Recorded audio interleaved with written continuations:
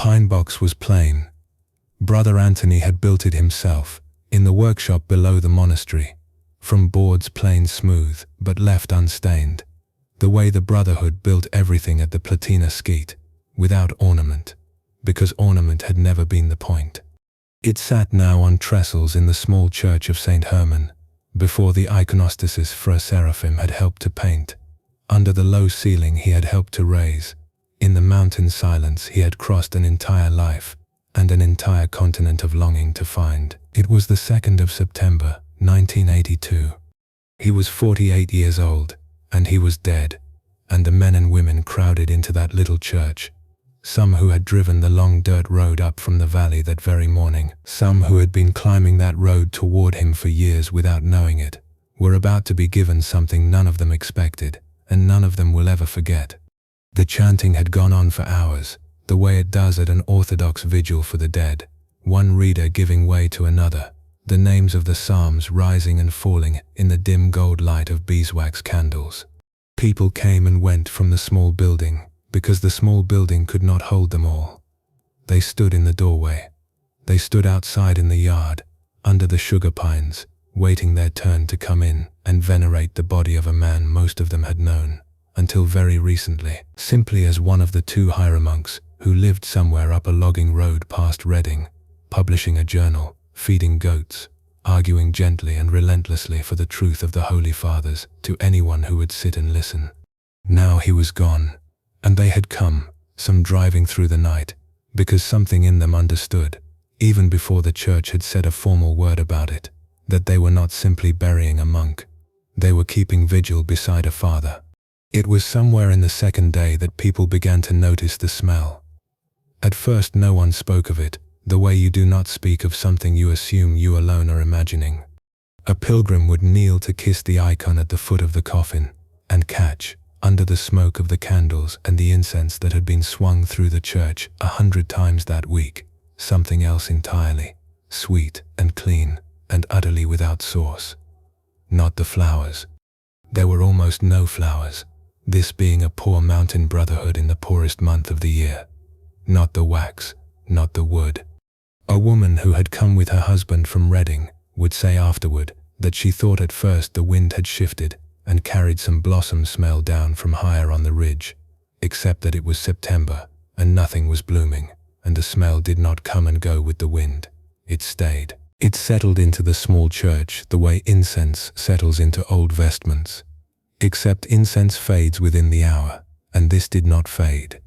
It grew stronger. By the time the 2nd day gave way to the burial, there was no pretending any longer, and no one wanted to pretend.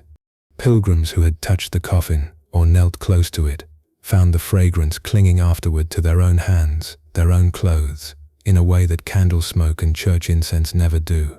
Those cling, and then, given open air and a little time, they let go. This did not let go.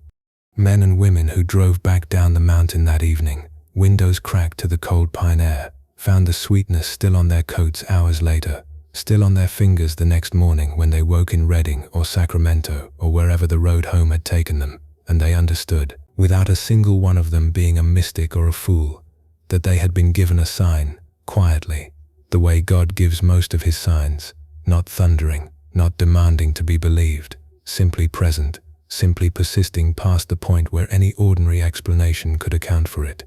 The brothers of the skate, who had lived with Fra Seraphim for years, and who were not by temperament given to excitement, checked what men in their position are bound to check. There was no perfume anywhere near the body. There had been no anointing with anything scented beyond the plain oil used in the church's own rite. The coffin was raw pine, freshly cut, and raw pine has its own smell, resinous and sharp. Nothing like this. They found no cause. They stopped looking for one. In the Orthodox Church, this fragrance has a name older than any of the people gathered in that small building, older than the mountain itself, the odor of sanctity, given now and then across 2,000 years to bodies the world calls dead, and the Church quietly recognizes as sleeping in a different way than the rest of us sleep. It had come, unbidden and unannounced, to a convert from California, who 11 years earlier had been ordained in a converted chicken coop, who owned almost nothing, who had spent the last decade of his life so far from the world's notice that most Americans who would later read his books and weep over them had never once heard his name while he lived. It came to him, and the mountain, and the small church, and the pilgrims standing shoulder to shoulder in the September cold, received it as what it was, the church's first quiet word about a man she would one day call to her altars. Not the last word, not the formal word, but the first, spoken not by a bishop or a council, but by the created world itself, which sometimes knows a saint before the paperwork does. Stand for a moment in that church, before the story reaches back to explain how a Californian named Eugene Dennis Rose ever came to be lying in that box in those mountains, wearing the black of a hieromonk, mourned by people who had crossed deserts of unbelief to find what he had found. Because everything the rest of this book will tell you, the philosophy, the despair, the years in San Francisco among men who thought they were the first people in history to feel truly lost, the discovery of the church, the wilderness, the writing, the dying, everything bends toward this room, this smell, this recognition. And unless you first stand here, in the candlelight and the astonishment, you may be tempted to read what follows as merely an interesting American life. It was not merely an interesting life. It was a life the church herself has begun, in her own unhurried and unmistakable way, to call holy. Consider who is in that box, not a bishop, not the abbot of some famous lavra with centuries of reputation behind him. A man raised in Southern California in the years just after the Second World War, in a Protestant household that gave him no particular reason to expect orthodoxy would ever cross his path, let alone claim his whole life. A man who, by his own account, even as a boy, felt something in himself running at the wrong temperature from everyone around him, too serious where others were light, too hungry where others were satisfied, aware early and painfully of a kind of falseness in the comfortable American religion he was handed, a falseness he could feel but not yet name. That ache would not leave him alone. It drove him, as a young man of real and formidable intelligence, into the deepest waters the 20th century had to offer, into Nietzsche and into Chinese philosophy, into the smoky rooms of North Beach where poets and dropouts were staging their own quiet rebellion against a country that seemed to have everything and to believe in nothing, into a private hell of nihilism, so total that friends who knew him in those years would later say they feared for whether he would survive it at all. He went down further into the modern world's darkness than almost anyone the church would later claim as her own. And it is precisely because he went down so far that what happened to him next carries the weight it does. Because he did not stay there. Something met him, call it grace, because that is what the church calls it. And the same relentless honesty that had driven him into the abyss became, once turned toward the light instead of away from it, the very thing that drove him out. He found the Orthodox Church the way a starving man finds bread, not politely, not as one option weighed against others, but as the only thing that had ever answered the hunger he had carried since boyhood. And having found it, he did not merely convert. He went further in than almost anyone converts go. He left San Francisco. He left the possibility of an academic career his gifts had all but guaranteed him. He gave away what he owned, and went with one companion, a Russian émigré named Gleb Podmashensky, who would become his brother in every sense that matters, into the mountains north of the city, to build something out of almost nothing, a hermitage, a printing press, a monastery, a journal called the Orthodox Word that would carry the voice and the faith of the Holy Fathers to English-speaking readers who had never had access to it in their own tongue. He took monastic vows and the name Seraphim after the great saint of Sarov, and he was ordained to the priesthood in that chicken coop chapel because the brotherhood had nothing better to offer God, and God, it turned out, did not need anything better.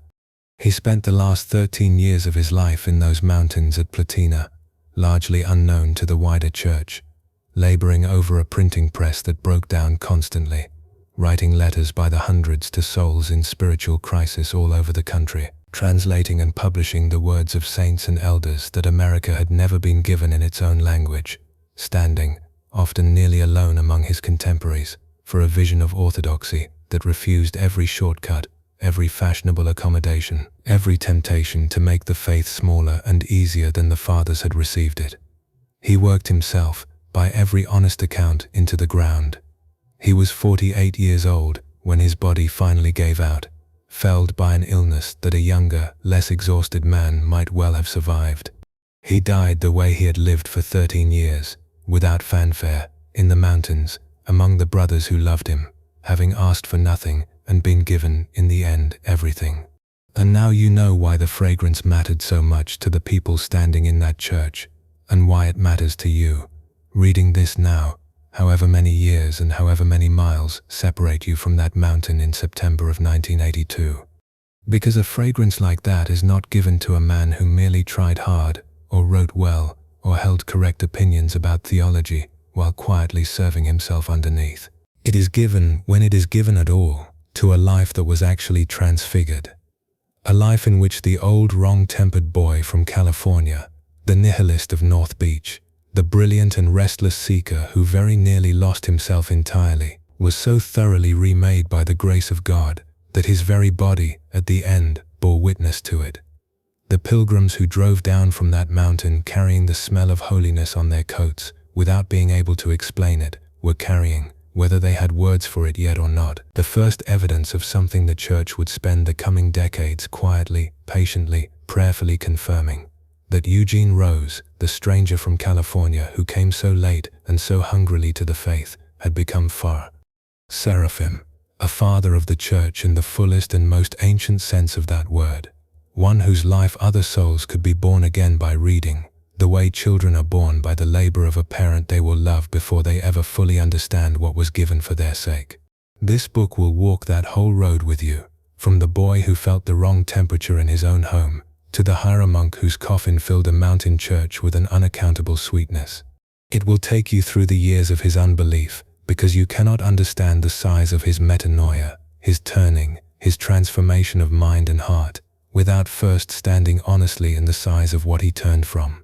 It will take you into the wilderness at Platina, into the labor of the Orthodox word, into the letters he wrote to strangers who became, through his patience with them, sons and daughters in the faith.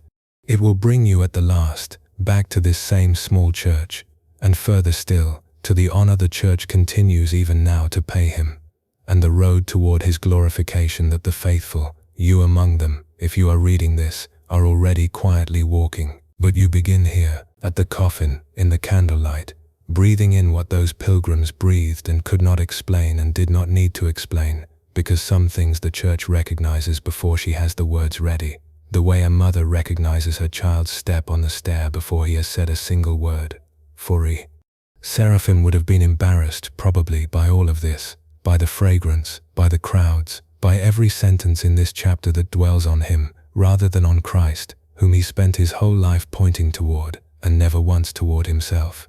That embarrassment, that instinct to vanish behind the God he served, is itself one of the truest things about him, and you will meet it again and again in the pages ahead. But he is no longer able to wave it away, or turn the conversation elsewhere. And so it falls to us, the ones left holding the fragrance on our hands, to tell the story he would never have told about himself, how a wrong-tempered, restless, brilliant, and finally broken young man from California became a father the whole Church would one day kneel before. The neighbors in San Diego remember a boy who did not play the way other boys played. Eugene Rose could be found sitting apart from a game of stickball, watching it the way a much older man might watch children at a game he no longer had any wish to join, not with contempt, but with a kind of puzzlement, as though he were trying to work out what the point of it was.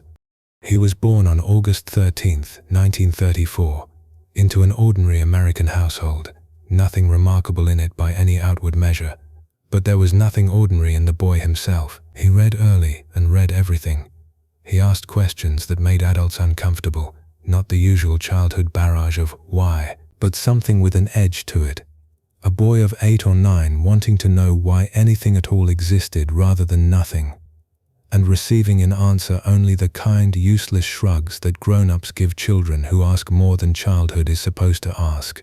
This is the first thing to understand about the man Orthodox Christians the world over now call Blessed Seraphim.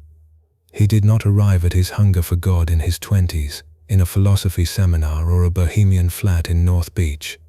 The hunger was there from the beginning, encoded in him the way a resonant frequency is encoded in a bell before anyone has struck it. Something in Eugene Rose ached from childhood on, and the ache had a shape. It was not depression, not in the clinical sense a modern reader might reach for. It was closer to what the psalmist means when he cries out that his soul thirsts for God, as in a dry and thirsty land where no water is. A boy who had been given nothing of orthodoxy, nothing of the fathers, nothing of the great tradition of prayer that would one day become his whole life, was already thirsting for it in a California suburb, without a name for what he wanted. He found one door into that hunger through beauty, and it is worth pausing on this, because it shaped everything that came after. Eugene had a real gift for music. He played the piano with unusual sensitivity for a boy his age, and those around him remember that music seemed to reach him in a place nothing else touched. He was drawn especially to the great classical composers, the kind of music that does not merely entertain but organizes the soul, lifts it, insists that there is order and glory in the world, and not mere accident. Later in life, Hieromonk Seraphim would write about beauty as one of the surest paths back to God for a modern person starved of every other argument. Not beauty as decoration, but beauty as evidence, a rumor of paradise leaking through the cracks of a fallen world. That conviction did not begin as a theological position he adopted as a grown man. It began as a boy's private experience at a keyboard. The felt sense that when something was truly beautiful, it was also, somehow, true. That beauty was not an accident of nerve endings but a fingerprint left by somebody. He carried that unspoken intuition into a mind that was, by any account, formidable. Eugene Rose was simply brilliant, in the plain sense of the word, quick, retentive, capable of devouring difficult books and holding what he read. He went on to Pomona College in Claremont, and there his gifts became impossible to overlook. He graduated in 1956 at the very top of his class, valedictorian, a young man marked out by every professor who taught him as somebody bound for real distinction, the kind of student a faculty remembers for decades, the one they mention when they want to describe what a serious mind actually looks like. He had studied literature, philosophy, the classical languages, and he had done it all with an intensity that unsettled some of his classmates. Where they were content to pass a course, Eugene wanted to solve something.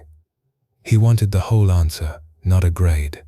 And this is precisely why Pomona could not hold him, not spiritually, however much it fed him academically. He had gone looking for the truth of things, and found instead a great catalogue of competing opinions, each intelligent, none finally satisfying. He read philosophy the way another young man might read maps in search of a country he was sure existed but could not yet locate on any chart he had been given. He wanted to know why there was something rather than nothing, what a human life was actually for, whether the beauty that had moved him at the piano pointed to anything beyond itself, or whether it was, as the materialists of his century insisted, a pleasant trick of evolved neurology and nothing more. Pomona gave him tools. It did not give him an answer. So when he left Claremont, he went further out, deeper into the search, the way a diver who has not yet found what he is diving for simply goes down again, and further. He went first to the Academy of Asian Studies in San Francisco, an unusual institution built around the teaching of Alan Watts, the popular interpreter of Zen Buddhism, to a Western audience hungry for something the churches of their childhood no longer seemed able to give them. Eugene threw himself into the study of Chinese language and Asian philosophy there with the same ferocious seriousness he had brought to Pomona. He was not dabbling. He wanted to know whether the East had solved what the West had left unsolved, whether behind the Tao Te Ching or the Buddhist sutras there was a truth more durable than what he had found in Nietzsche or Wittgenstein, or the whole exhausted inheritance of Western philosophy after the death of its confidence in God.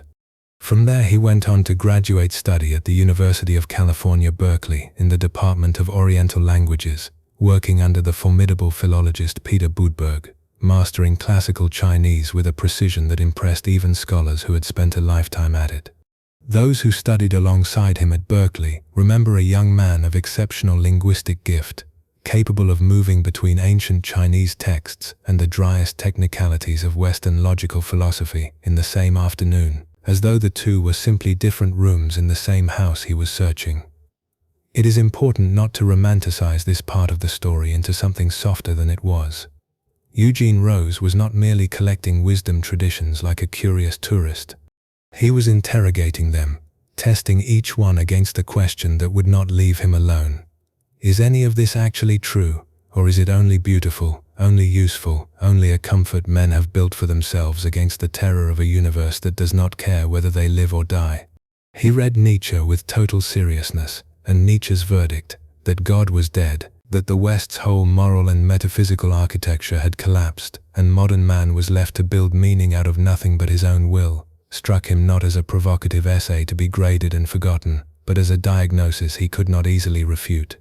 He read the French traditionalist René Guénon, whose withering critique of the modern world's spiritual poverty gave shape to Eugene's own growing conviction that something had gone catastrophically wrong in the West, that the modern age was not an advance on the ancient wisdom of mankind, but a falling away from it. Guénon convinced him that tradition, real, rooted, ancient tradition, held truths the modern world had discarded. But Guénon could not tell him which tradition was actually true, and a mind as exacting as Eugene's could not rest in mere admiration for tradition in the abstract. He needed the true one, not an appreciation of the category.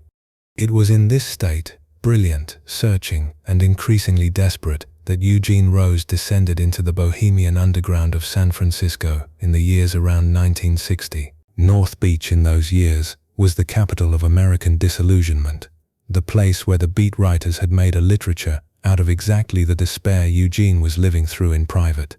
The sense that post-war American life, with its comforts and its churches and its optimism, was a lie built over an abyss, and that a serious person owed it to himself to look into that abyss rather than look away.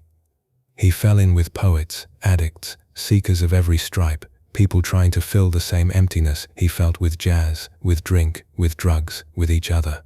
He entered into a relationship with a man during this period, a fact his biographers have never hidden, because Blessed Seraphim himself never hid it, treating his own descent in later years not as a shameful secret to be buried, but as the honest record of exactly how far a soul can wander when it goes looking for God everywhere, except where God has actually made himself known. He drank, he suffered.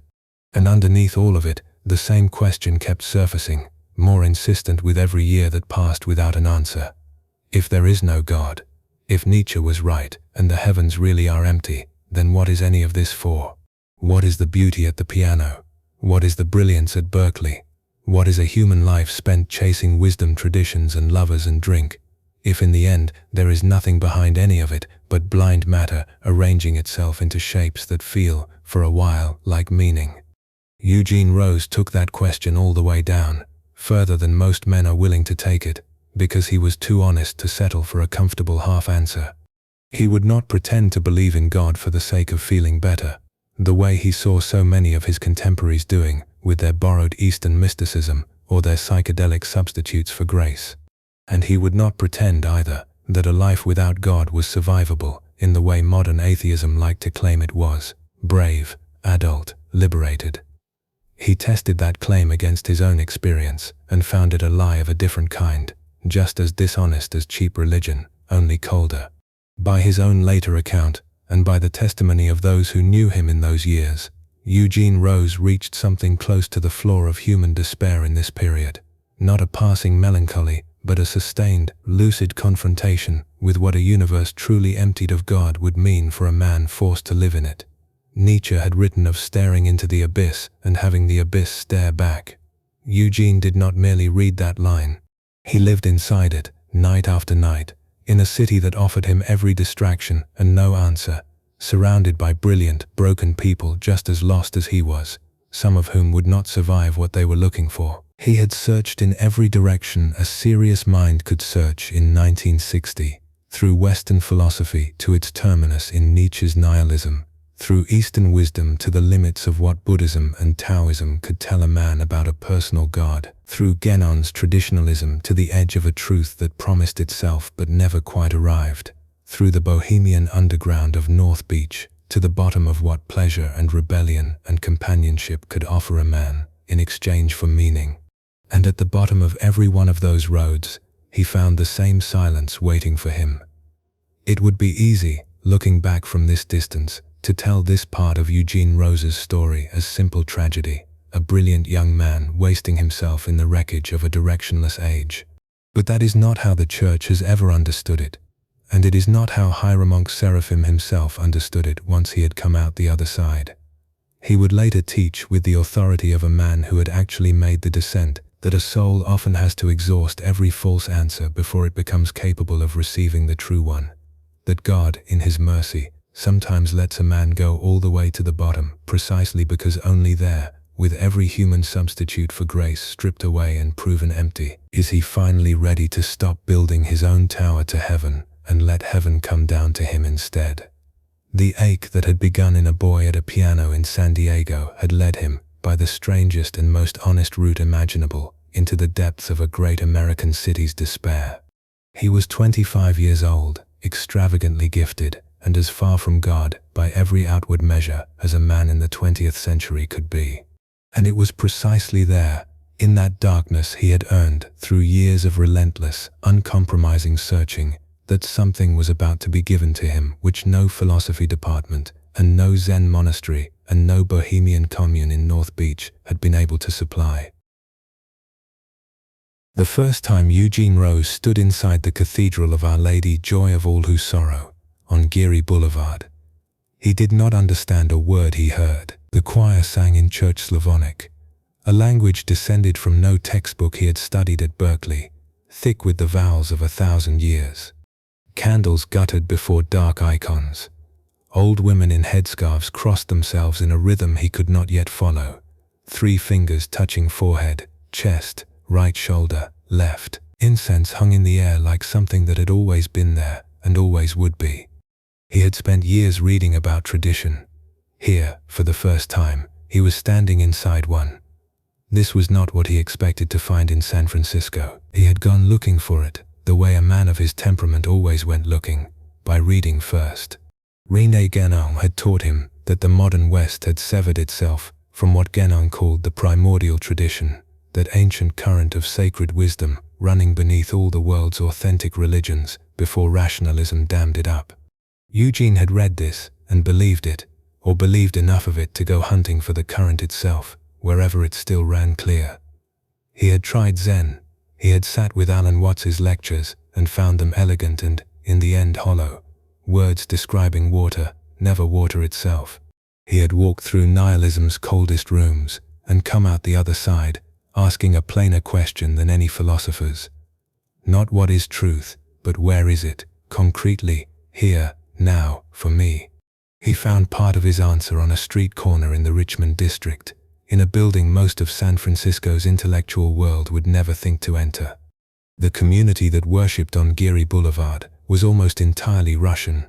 Refugees and children of refugees, men and women who had fled the Bolsheviks or fled China after Shanghai fell, who spoke of the old country the way exiles speak, with a grief too deep for bitterness.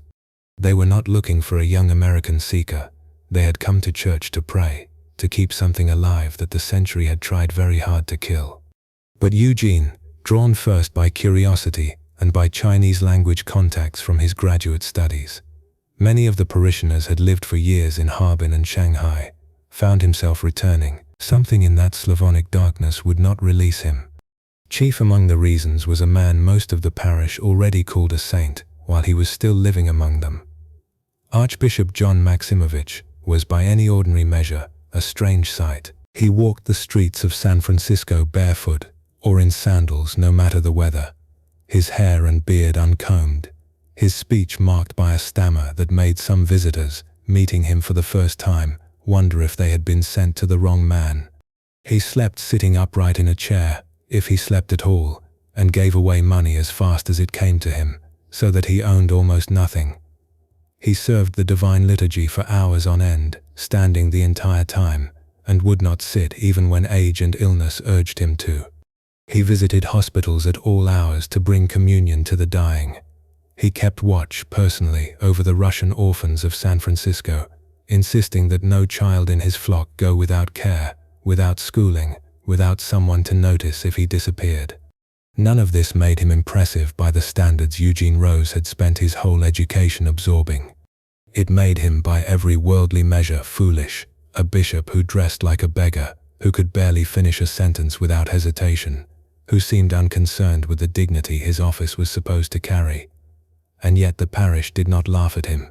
The parish revered him, quietly, the way people revere something they have decided, without needing to say so aloud, is holy. Eugene had read a great deal about holiness.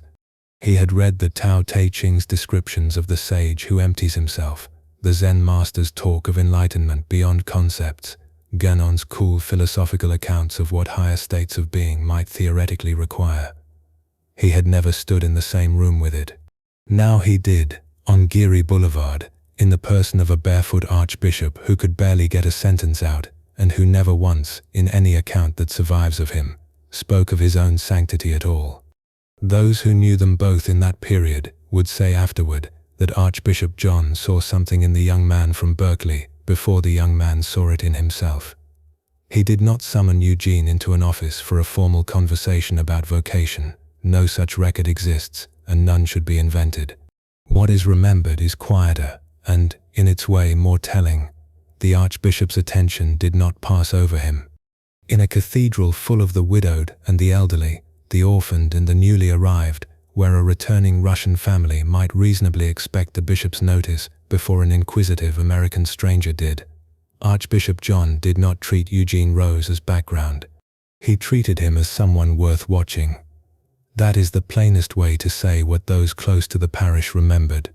The shepherd had already marked the sheep that had not yet worked out it was lost. It would take more than one visit for Eugene to understand what he was looking at. He kept coming back to services he could not fully follow, in a language he was only beginning to learn, among people whose grief and whose faith were bound up together in a way his own American life had given him no way to imagine. He began to study. He bought grammars of Church Slavonic and Russian.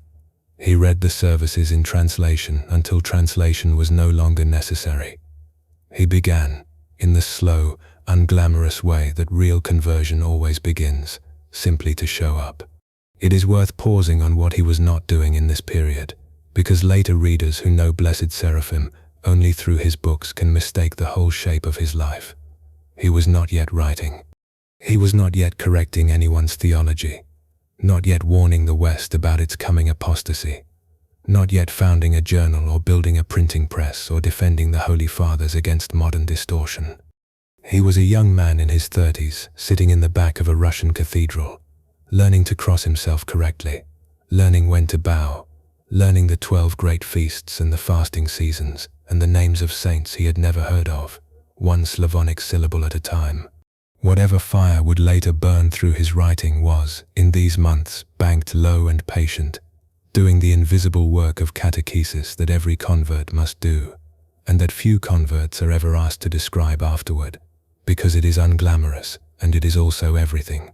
He was received into the Orthodox Church through chrismation in 1962. The rite itself is brief. The anointing with holy chrism at forehead, eyes, nostrils, lips, ears, breast, hands and feet, the priest saying each time, the seal of the gift of the Holy Spirit. But its brevity is deceptive, the way the brevity of a wedding vow is deceptive. Everything before it had been preparation. Everything after it would be lived consequence. Eugene Rose walked into that anointing carrying Guénon's metaphysics, Watts's Zen, Spengler's tragic vision of civilizational collapse, Nietzsche's void, all of it, the whole intellectual apparatus he had built across a decade of searching. And he walked out of it still Eugene Rose, still carrying every book he had read, but now standing inside something none of those books could have given him. A church that did not merely describe tradition but was tradition. An unbroken line of bishops and sacraments and saints running back, without interruption, to the apostles themselves. This is the point where a lesser account would rush ahead. Chrismation, then immediately the founding of a mission, the ordination, the wilderness of Platina, the great books. That is not what happened, and it is not what should be told, because what happened instead is the harder and truer part of the story. Eugene Rose became, for years, nothing more than a son. He placed himself under the guidance of others. He did not presume, in his first months, or even his first years as an Orthodox Christian, to instruct anyone in the faith he had only just entered. He listened to sermons instead of composing them. He stood in the nave instead of standing at the altar. He fasted according to the church's calendar, rather than any private asceticism of his own devising.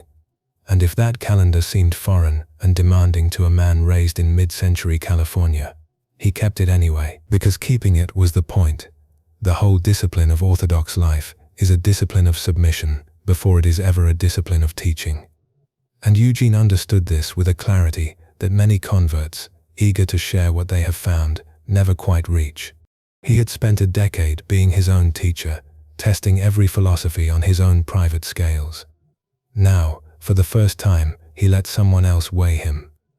It was in this same period, moving in the same small orbit of Geary Boulevard and the Russian émigré community around it, that he came to know a young man named Gleb Podmashensky, a friendship that would in time reshape both their lives and give the English-speaking world the Orthodox word, though that labor belonged to chapters still ahead. For now, in the years just after his chrismation, what mattered was smaller and slower. Two young converts to an ancient way, learning together what it meant to belong to something older than either of them, older than the century that had produced them both. Archbishop John remained, through these years, the still point around which Eugene's new life turned. He did not lecture the young convert on theology, at least not in any way that later biographers can document as formal instruction. He simply continued being what he was, barefoot, sleepless, endlessly generous, endlessly at prayer, and let that example do the teaching that no seminar could have done. Eugene Rose, who had read Guénon's austere philosophical descriptions of the sage and Zen's koans about enlightenment beyond words, now had in front of him, in ordinary daylight, on an ordinary San Francisco street, a bishop who embodied everything those books had only gestured toward, and who did so not as a philosophical achievement, but as the simple, costly fruit of a lifetime, given entirely to God. It would be easy, looking back from the vantage of everything Blessed Seraphim later became, the wilderness father of Platina, the author whose books would cross the iron curtain in samizdat, the elder whose letters still guide souls who never met him, to make this period feel like mere preface, a corridor to hurry through on the way to the real story. That would be a mistake, and it would misunderstand the whole logic of the man's life. The years of learning to be a son in the faith were not preparation for something else. They were the thing itself, the foundation without which nothing that came after would have held. A father in Christ, in the Orthodox understanding, is never a self-appointed office. It is always something given, always something that grows out of a longer, harder discipline of first being fathered, of first kneeling, first listening, first obeying a rule not of one's own making. Eugene Rose spent these years kneeling. He would spend the rest of his life teaching others to kneel, but he could not have taught it honestly if he had not first learned it himself, in that Slavonic darkness, before a barefoot archbishop who saw a father in him, long before he had any right to see one in himself. By the time Archbishop John's own extraordinary life on earth drew toward its close, Eugene Rose was no longer merely a curious visitor standing at the back of a cathedral he did not understand. He had become, in the deepest sense the word carries in Orthodox life, a spiritual son, chrismated, catechized, disciplined, formed. The wandering that had carried him from Nietzsche's abyss through Guénon's metaphysics and Zen's silences had ended, not in an argument won but in a church entered, a family joined, a father found who was not an idea but a bishop he could see with his own eyes, standing barefoot on Geary Boulevard, praying through the night.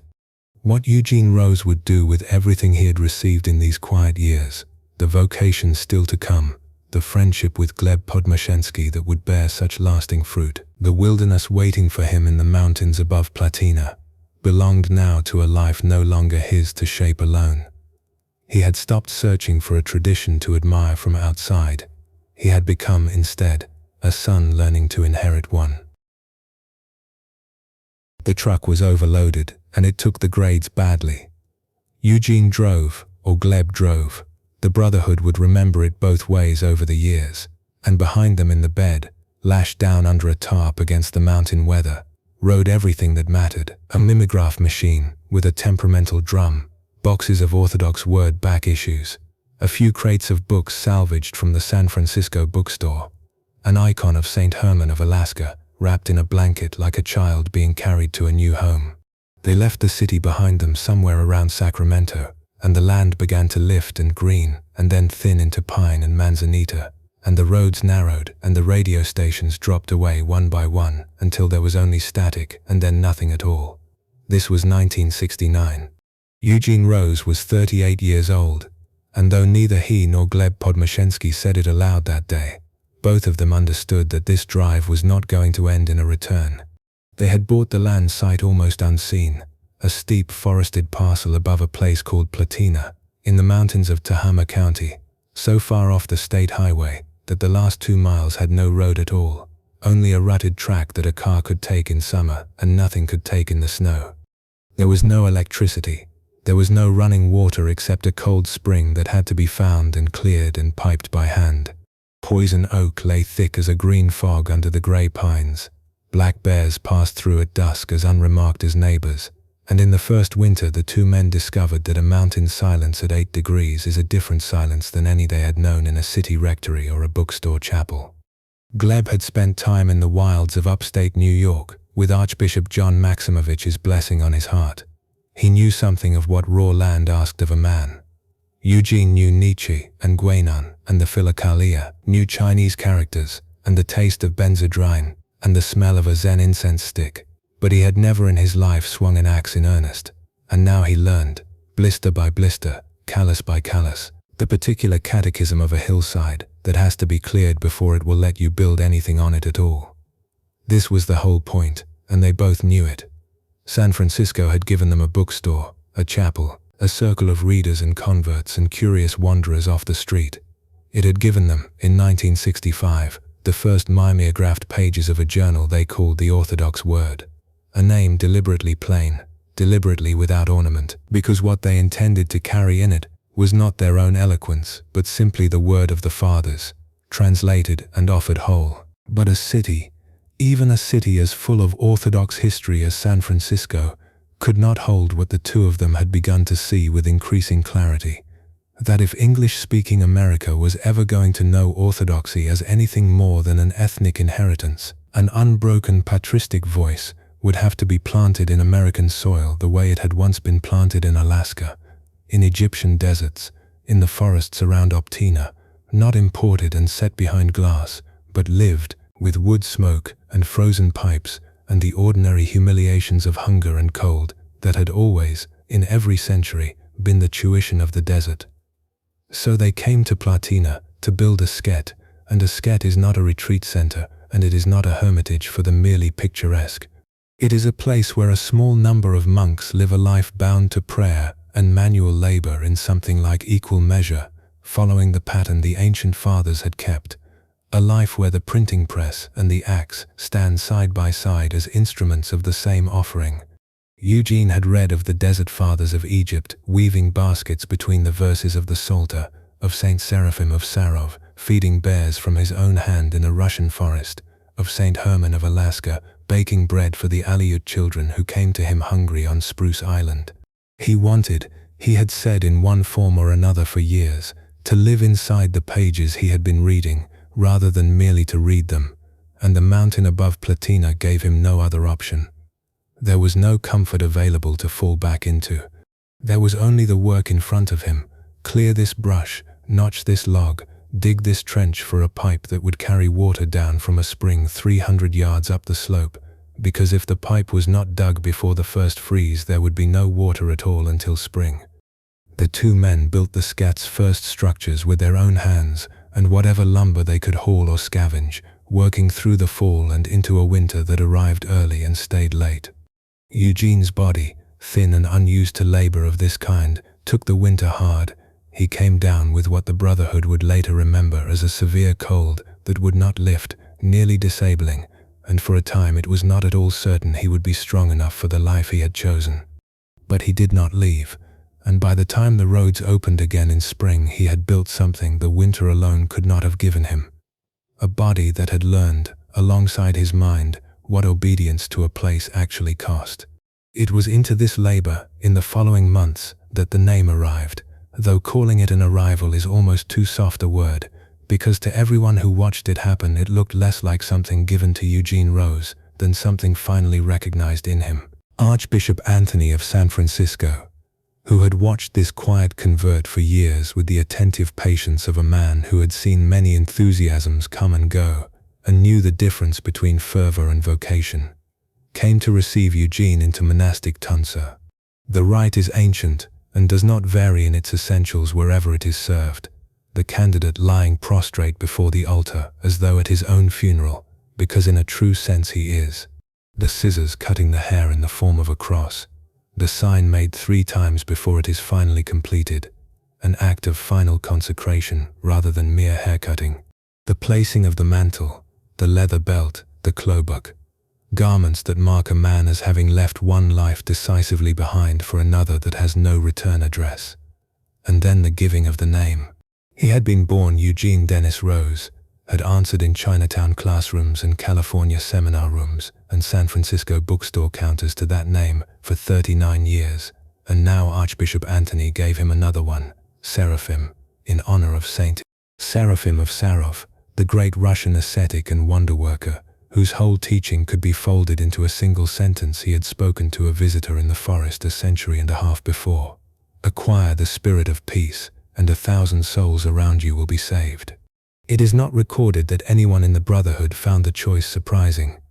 Everyone who had watched this convert's road, the long detour through Julius Evola and Genon, through the false peace of intoxicants, through the ache that had sent him weeping before an icon of the Mother of God in a rented room years before, understood that the name fit him the way a key fits a lock that has been waiting, unused, its whole life for that one shape. Seraphim of Sarov had gone into the forest to find what the philosophers could only describe and never deliver. Now Seraphim Rose had gone into the mountains for the same reason, and the church through her bishop said aloud what those who loved him had already begun to feel, that this was not a costume put on a stranger, but a name spoken over a man who had somehow always carried it, the way the fragrance in a Chinatown temple or a photograph of an unnamed Russian bishop had, without his knowing it, been carrying him toward it for years. Providence arranged the calendar with a generosity that still moves those who know the story. That same year, 1970, the church formally glorified Saint Herman of Alaska, the humble monk of Valam who had crossed an ocean and a continent to bring the gospel to the Aleut people of Spruce Island, who had lived in the wilderness with almost nothing, loved the poor and the native peoples fiercely, and asked for no recognition beyond being allowed to serve. He became, that year, America's first formally glorified saint. And in the same year, on a mountainside not so very far in spirit from Spruce Island, a convert who had crossed his own oceans of philosophy, of grief, of false roads, took vows in a brotherhood already named for that same saint.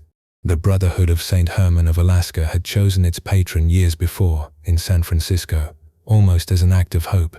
Now the hope and the reality closed together, and it was impossible for anyone paying attention not to feel that this was not coincidence but confirmation.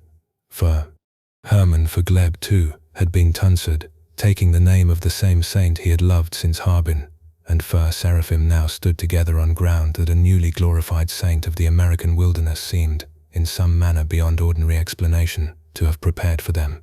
The mimeograph machine came up the mountain with everything else, and it is worth pausing on that machine, because it says something essential about how the whole undertaking was built. It was not an impressive piece of equipment. It jammed, its ink smeared in the cold. Its output, in the earliest days, looked like exactly what it was, a handful of stapled, imperfectly printed pages assembled by 2 men with almost no money and no institutional backing of any kind, working by lantern light after a full day of physical labor because that was the only time left in the day to do it. And yet those pages, gathered under the plain title The Orthodox Word, carried something that no seminary press with unlimited funding was doing at the time. They carried, into English, for readers who had no other access to it, the actual voice of the Fathers. Lives of saints translated fresh from Russian sources few in America could read. Letters and counsel from elders, still living in the Soviet underground, smuggled out at real risk to those who sent them. Photographs, grainy, sometimes barely legible, of Russian churches, monastics, hierarchs whose names most American readers had never encountered. Seraphim wrote much of it himself, translated much of it himself, typeset much of it himself on a machine that fought him at every turn, and did all of this in the hours left over after the wood was cut and the water pipe cleared of ice, and the spring inspected and the trench dug a little deeper before the ground froze again. It would be easy to romanticize this, to imagine two men in a mountain paradise, hammering out holiness between chapters of birdsong. The truth was harder and more ordinary than that. There were years when subscriptions to the Orthodox Word numbered only a few hundred, when the postage to mail them out cost more than the Brotherhood had, when illness and cold and isolation pressed on both men in ways that never made it into the pages they printed. There was, too, a friction between Frere Seraphim's exacting scholarly conscience and Frere Hermann's more expansive, sometimes chaotic temperament, a friction that would deepen over the years without ever severing the bond between them. None of it was easy, but none of it stopped either, and that persistence, plain, daily, unglamorous, was itself the argument the two founders were making without ever needing to state it as one, that orthodoxy in America would not be built by institutions with budgets and buildings, not at first, but by a handful of people willing to do the actual work, in actual cold, for actual years, trusting that the seed being planted was not theirs to see grow. By the time the first true stone and timber structures of the Skate rose above Platina, a chapel dedicated, fittingly, to St. Herman of Alaska, small cells barely large enough for a cot and an icon corner, a print shop dug half into the hillside to keep it warm through winter, the Brotherhood had become something the two founders could not have built alone and did not claim to have built alone. Visitors began finding their way up the mountain track, seminarians, converts, the merely curious, men who would themselves eventually be tonsured there. The mimeograph gave way, in time, to a real press. The stapled pages became bound issues that circulated across the country, and then, though neither founder could have guessed it in those first cold winters, across an ocean and behind an iron curtain that no visa or passport could cross, into the hands of believers in a country neither of them would ever be permitted to visit. But that reach lay ahead, still hidden in the years to come. What mattered in these founding seasons was smaller and more immediate, a name given that fit like a key long turned in its lock. A saint of Alaska glorified the same year a new monk took vows under his protection. A press that would not stay quiet no matter how many times its ink froze or its drum jammed. First Seraphim had gone looking, for most of his adult life, for a fire that did not go out when the incense burned down or the philosophy books closed. He had found, on a mountainside above a town so small it barely appears on a map, the beginning of an answer that would take the rest of his life to live all the way through, and the mountain was not finished with him yet. The typeface came apart in his hands before it became a book. Line by line, letter by letter, Father Seraphim set the type himself in the cold shed at Platina, breath visible in the lamplight, fingers numb around lead that would not warm no matter how long he held it. Somewhere below, the press waited, an old flatbed machine that Father Herman had scavenged and coaxed back to life, the kind of thing that broke down if you looked at it wrong. There was no glamour in it, ink under the fingernails, the smell of solvent thick enough to make the eyes water. A monk in his 50s, a man who had once discussed Wittgenstein with graduate students in Berkeley, spending whole nights hunched over a composing stick because the words needed to reach someone in Ohio, or Australia, or a labor camp outside Perm, someone he would never meet, whose name he would never know, who was drowning in a world that no longer told him the truth about God, or the soul, or death. This is how the great books of the Platina years were made. Not dictated from a mountaintop in a single burst of inspired fire, but built the way a monk builds anything, with the hands, in obedience, a little each day, offered up as a service rather than a performance. Father Seraphim did not think of himself as an author in the way the world uses the word. He thought of himself as a workman in the Lord's shop, cutting boards to a pattern already given by the Holy Fathers, sanding the rough edges so an American reader, untrained, unchurched, hungry, could receive what the saints had always known without stumbling over the unfamiliar grain of it. He wrote as he prayed on his knees. The metaphor is not decoration. Priests who visited Platina in those years remember that the desk where he worked was positioned so that when he looked up from the page, his eyes met the icon corner. He would write a paragraph, pause, and one could tell, from the stillness, from the movement of his lips, that he was praying it through before setting it down. A book, for Father Seraphim, was never separate from the prayer that produced it. That is why the phrase belongs to him more than to any other modern Orthodox writer. His books were written like prayers, because in the truest sense, that is exactly what they were.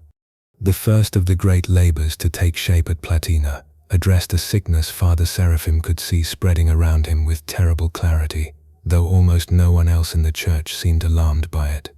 He called it, when the book finally appeared in 1975, Orthodoxy and the Religion of the Future, a title chosen with the precision of a diagnosis rather than a slogan. He had watched, through the pages of newspapers and the letters that arrived by the sackful at the Hermitage, a strange hunger moving through the West.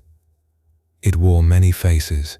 Sometimes it looked like the guru fresh off a plane from India, drawing crowds of earnest young Americans who wanted enlightenment the way they wanted anything else, quickly, without cost, without repentance. Sometimes it looked like the charismatic movement's ecstatic gatherings, tongues and tears, mistaken for the visitation of the Holy Spirit. Sometimes it wore the more respectable clothing of interfaith dialogue, where the distinctions between Christ and every other claimant to truth were quietly, politely dissolved in the name of unity. Father Seraphim had lived close enough to the spiritual marketplace of Berkeley to recognize the pattern beneath all these forms. It was not that people had stopped searching for God. It was that they had stopped believing the search required anything of them, no repentance, no ascetic struggle, no submission to a truth that might contradict their own preferences. They wanted signs and wonders without the cross. He did not write as an alarmist, and he was careful never to write as a man who despised the souls caught up in these movements. He understood their hunger too well, because it had been his own hunger once, in the Berkeley years, before he found the fullness that answered it. But he wrote as a physician who could see a disease progressing in a patient who felt no pain yet. The book moved with unhurried patience through the currents of the age, the ecumenical movement's soft erasure of dogma, the strange fascination with psychic phenomena and Eastern techniques of meditation offered up as compatible with Christian life, the emerging fascination with what people were beginning to call the New Age. He traced these currents back to their root, which he identified, without flinching, as the loss of true, ascetic, patristic Christianity, the loss of the sober fear of God that keeps a soul anchored against every counterfeit spiritual experience the enemy of mankind can produce. His prophecy in that book, that all these separate movements were converging toward a single religion of Antichrist, a global spirituality demanding no repentance and administering no true grace, struck some readers on first encounter as extreme. It has not struck many that way since. Decades on, the currents he named have not receded. They have only grown more confident, more mainstream, more comfortable calling themselves spiritual rather than religious, freed from dogma, free to construct a private God suited to private taste. Father Seraphim was not interested in scoring points against these movements. He was interested in showing a reader still standing at the edge of them exactly what solid ground looked like, so that returning to it might feel less like retreat and more like coming home. The book asks something specific of Orthodox readers too, and this may be its most searching demand, that orthodoxy not present itself to a starving world as merely one more option on a crowded shelf, no better than the rest, decorated in incense and vestments, but essentially interchangeable with anything else labeled spiritual. He insisted that orthodoxy is not a religion among religions, but the truth by which every other claim must be measured, offered, though, not as a boast, but as an act of mercy, because a starving man does not need a menu of equally plausible foods. He needs to be told, plainly, where the bread is. If orthodoxy and the religion of the future diagnosed a disease of the age, the second great labor of the Platina years answered a question the age insisted could not be answered at all. What happens to the soul after death? Father Seraphim did not choose this subject out of morbid curiosity, and he did not choose it in a vacuum. In the years leading up to the book's completion in 1980, an entirely new genre of literature had begun to sweep through the West, accounts of people who had been clinically dead and returned, describing tunnels of light, encounters with beings of peace, a sense of overwhelming love drawing them onward. Raymond Moody's book on the subject had made these near-death experiences a matter of popular fascination, and a great many Christians, starved for any concrete word about what lay beyond the grave, seized on these accounts as a kind of proof, evidence, finally, that death was gentle, that judgment was perhaps not so severe as the old teachers had warned, that everyone, more or less, was headed toward the same warm light, regardless of how they had lived. Father Seraphim read these accounts with the eye of a man trained, first by Gunnon and then far more deeply by the Holy Fathers, to test every spiritual experience, rather than accept it on its own testimony. He recognized in many of these popular near-death narratives something the Fathers had described many centuries before, the activity of demonic powers capable of producing convincing, even blissful illusions, precisely at the hour when a soul is most vulnerable and least capable of exercising sober judgment. This was not a novel or eccentric claim invented to be provocative. It was the ancient teaching of the Church on the aerial toll houses, the trial a soul undergoes after death, as it passes through the domain of the fallen spirits, a teaching found throughout the writings of the Fathers and in the lives of the saints, though largely forgotten or quietly embarrassed away in the modern West. Father Seraphim did not invent this doctrine to answer Raymond Moody. He recovered it, patiently, testimony by testimony, from sources centuries older than any near-death account, and set it before the reader like a lamp brought into a room that had gone dark from disuse. The Soul After Death is in this sense one of the most quietly courageous books of his life. It required him to say, gently but without apology, that comfort is not the same as truth, and that a vision experienced while the brain is deprived of oxygen tells us nothing certain about the state of the soul, unless it is measured against what the Church has always taught. He was not cruel about this. He understood, better than most, how badly people wanted reassurance in the face of death, how the fear of judgment can feel unbearable to a soul that has never learned to hope in God's mercy, rather than in the absence of accountability. But he would not purchase comfort at the price of truth, because he knew that a false comfort now only guarantees a truer terror later, at the moment when the soul, unprepared, actually stands before the judgment it had been told did not really exist. So the book moves carefully through the patristic witness on what happens at the moment of death, through the toll houses, through the 40 days, through the nature of particular judgment and the waiting that follows it before the final resurrection and the last judgment. It is not a grim book. It is, in its way, one of his most pastoral, because underneath the sober warning runs an unmistakable tenderness, the tenderness of a father telling his children the truth about a dangerous road, precisely because he loves them and wants them to arrive safely. The book found its readers quickly, and it has never really stopped finding them. Priests still press it into the hands of parishioners frightened by a death in the family, or unsettled by a friend's fascination with the latest popular account of the afterlife. It answers a question every human being eventually asks, and it answers it not with speculation, but with the accumulated witness of the saints, gathered by a man who trusted that witness more than he trusted the spirit of his own age. But the two books for which Father Seraphim is best remembered were never the whole of his labor, and he would have been the first to insist on this. Alongside orthodoxy and the religion of the future and the soul after death, and in truth taking up far more of his waking hours across the Platina years, was the patient, unglamorous work of translation, bringing the Holy Fathers themselves into English, not summarized or filtered through commentary, but in their own voice, so that an American reader could sit down with St. John Cassian, or St. Simeon the new theologian, or the desert elders, the way a Russian peasant might have sat with them 1,000 years before. This work filled the pages of the Orthodox Word issue after issue. It filled the catalogue of the St. Herman of Alaska Brotherhood Press. Lives of Saints, scarcely known outside Slavic or Greek lands, appeared for the first time in English under his and Father Herman's hands.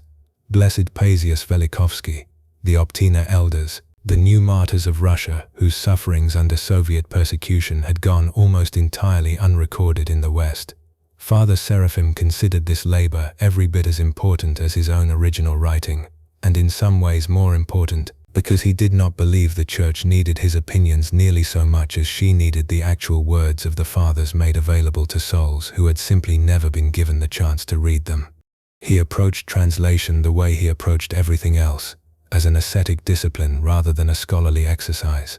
He would not simplify a father's teaching to make it more palatable to modern sensibilities, and he would not modernize the tone to make it sound more like the breezy religious writing filling American bookstores. He wanted the reader to encounter the actual voice of the desert, astringent and demanding, because he believed that voice carried a medicine no contemporary paraphrase could replicate. At the same time, he refused to let the work become inaccessible through excessive technicality, the kind of academic translation that serves scholars but starves ordinary souls. He held these two temptations in tension his whole working life, never dumbing down, never locking the treasure behind a wall of specialist language, because he had not forgotten what it felt like, in his own searching years, to stand outside a tradition with his face pressed to the glass, unable to find a door. It is worth pausing on what this meant in practical terms, because the labor was staggering in its patience.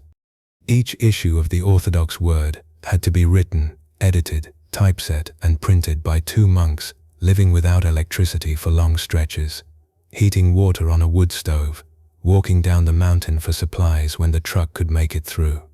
There were no assistants, no secretaries, no grant money underwriting the enterprise. There was Father Seraphim at the desk with the lamplight and the icon corner, and Father Herman managing the press, and between them a body of work that would eventually reach thousands of readers who had no idea 2 monks in the wilderness of Northern California were responsible for the books changing their lives. What holds these labors together? Orthodoxy and the religion of the future, naming the disease, the soul after death, answering the question the world called unanswerable, and the endless quiet work of translation, feeding souls the actual bread of the Fathers rather than a substitute, is not merely their author, but their intention. Father Seraphim never wrote to be admired.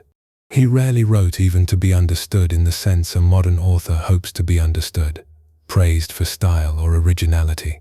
He wrote the way a father speaks to a child standing at the edge of something dangerous, urgently, plainly, without decoration, because the moment does not allow for decoration. Every page carries the weight of a man who believed, without a shadow of doubt, that souls were being lost for lack of the truth, and that he had been given, through no merit of his own, access to that truth in the writings of the Fathers, and that withholding it through laziness or fear of criticism or the desire to appear moderate and reasonable to a skeptical age would have been a betrayal he could not have lived with.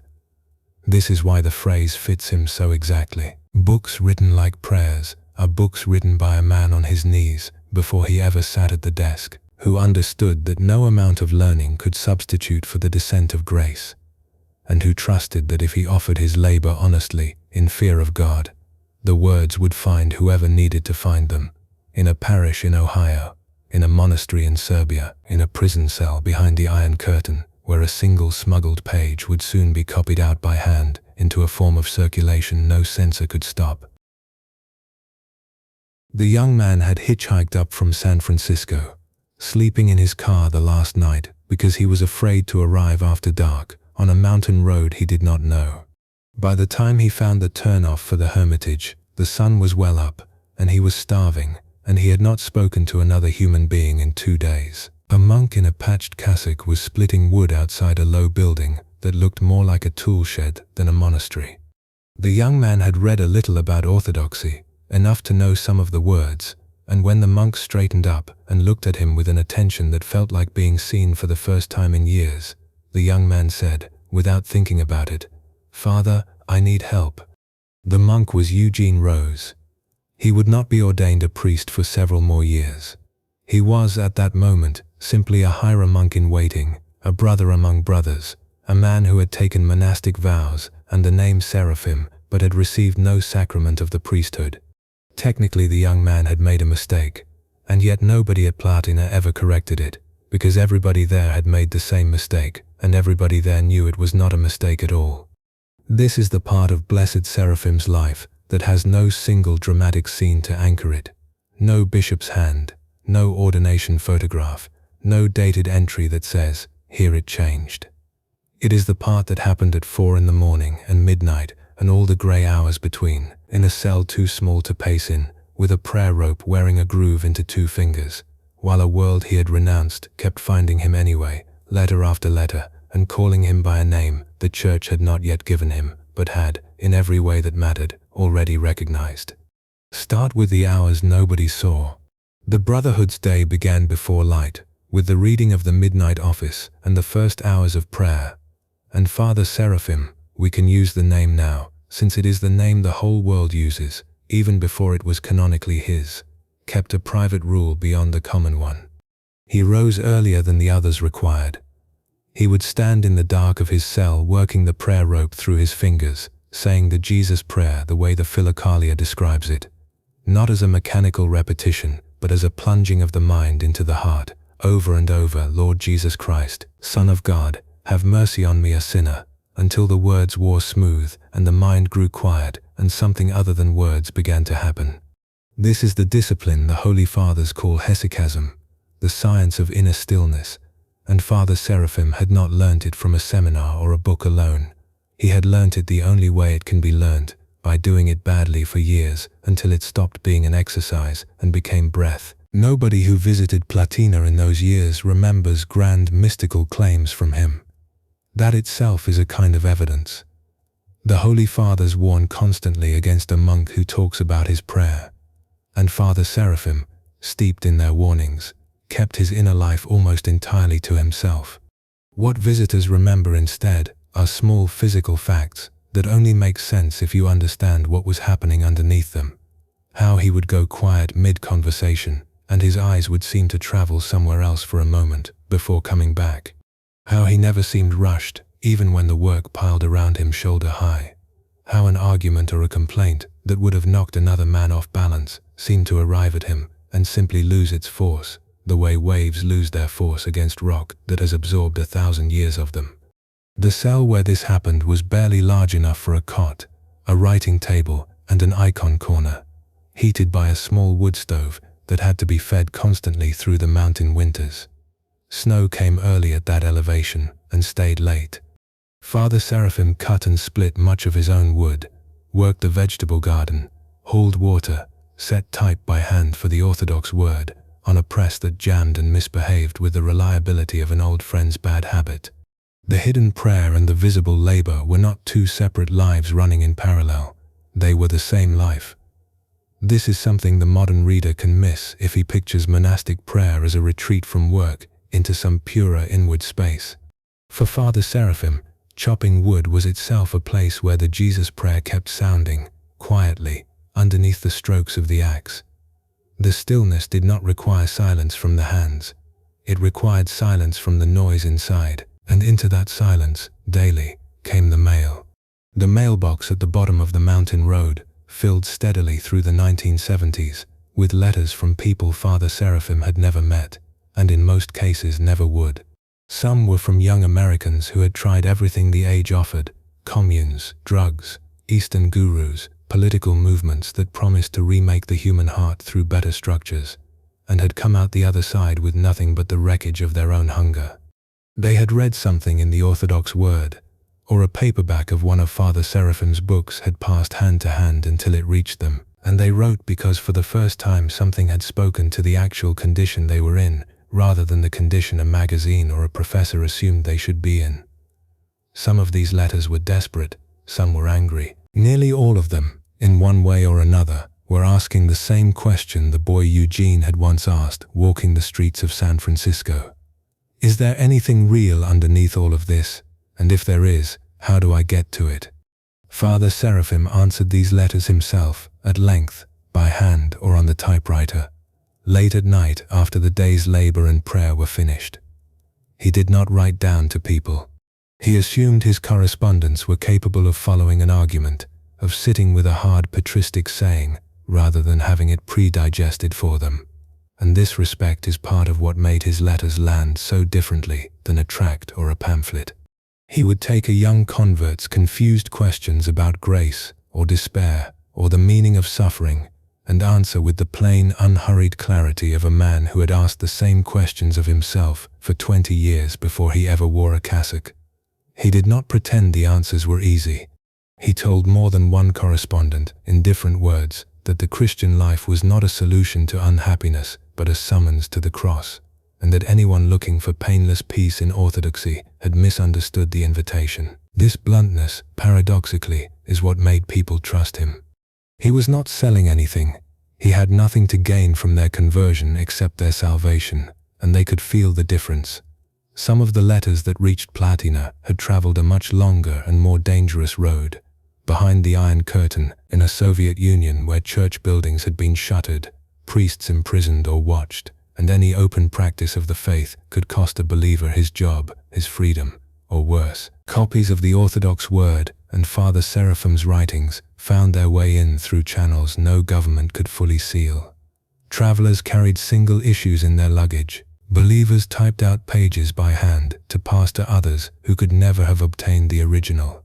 And astonishingly, replies came back the other way too, folded small, sent through intermediaries, sometimes arriving months after they were written, sometimes not arriving at all.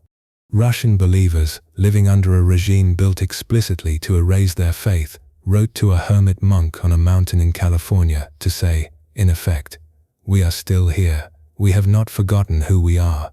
Tell us more about the fathers. Tell us the church in the West still believes what we believe."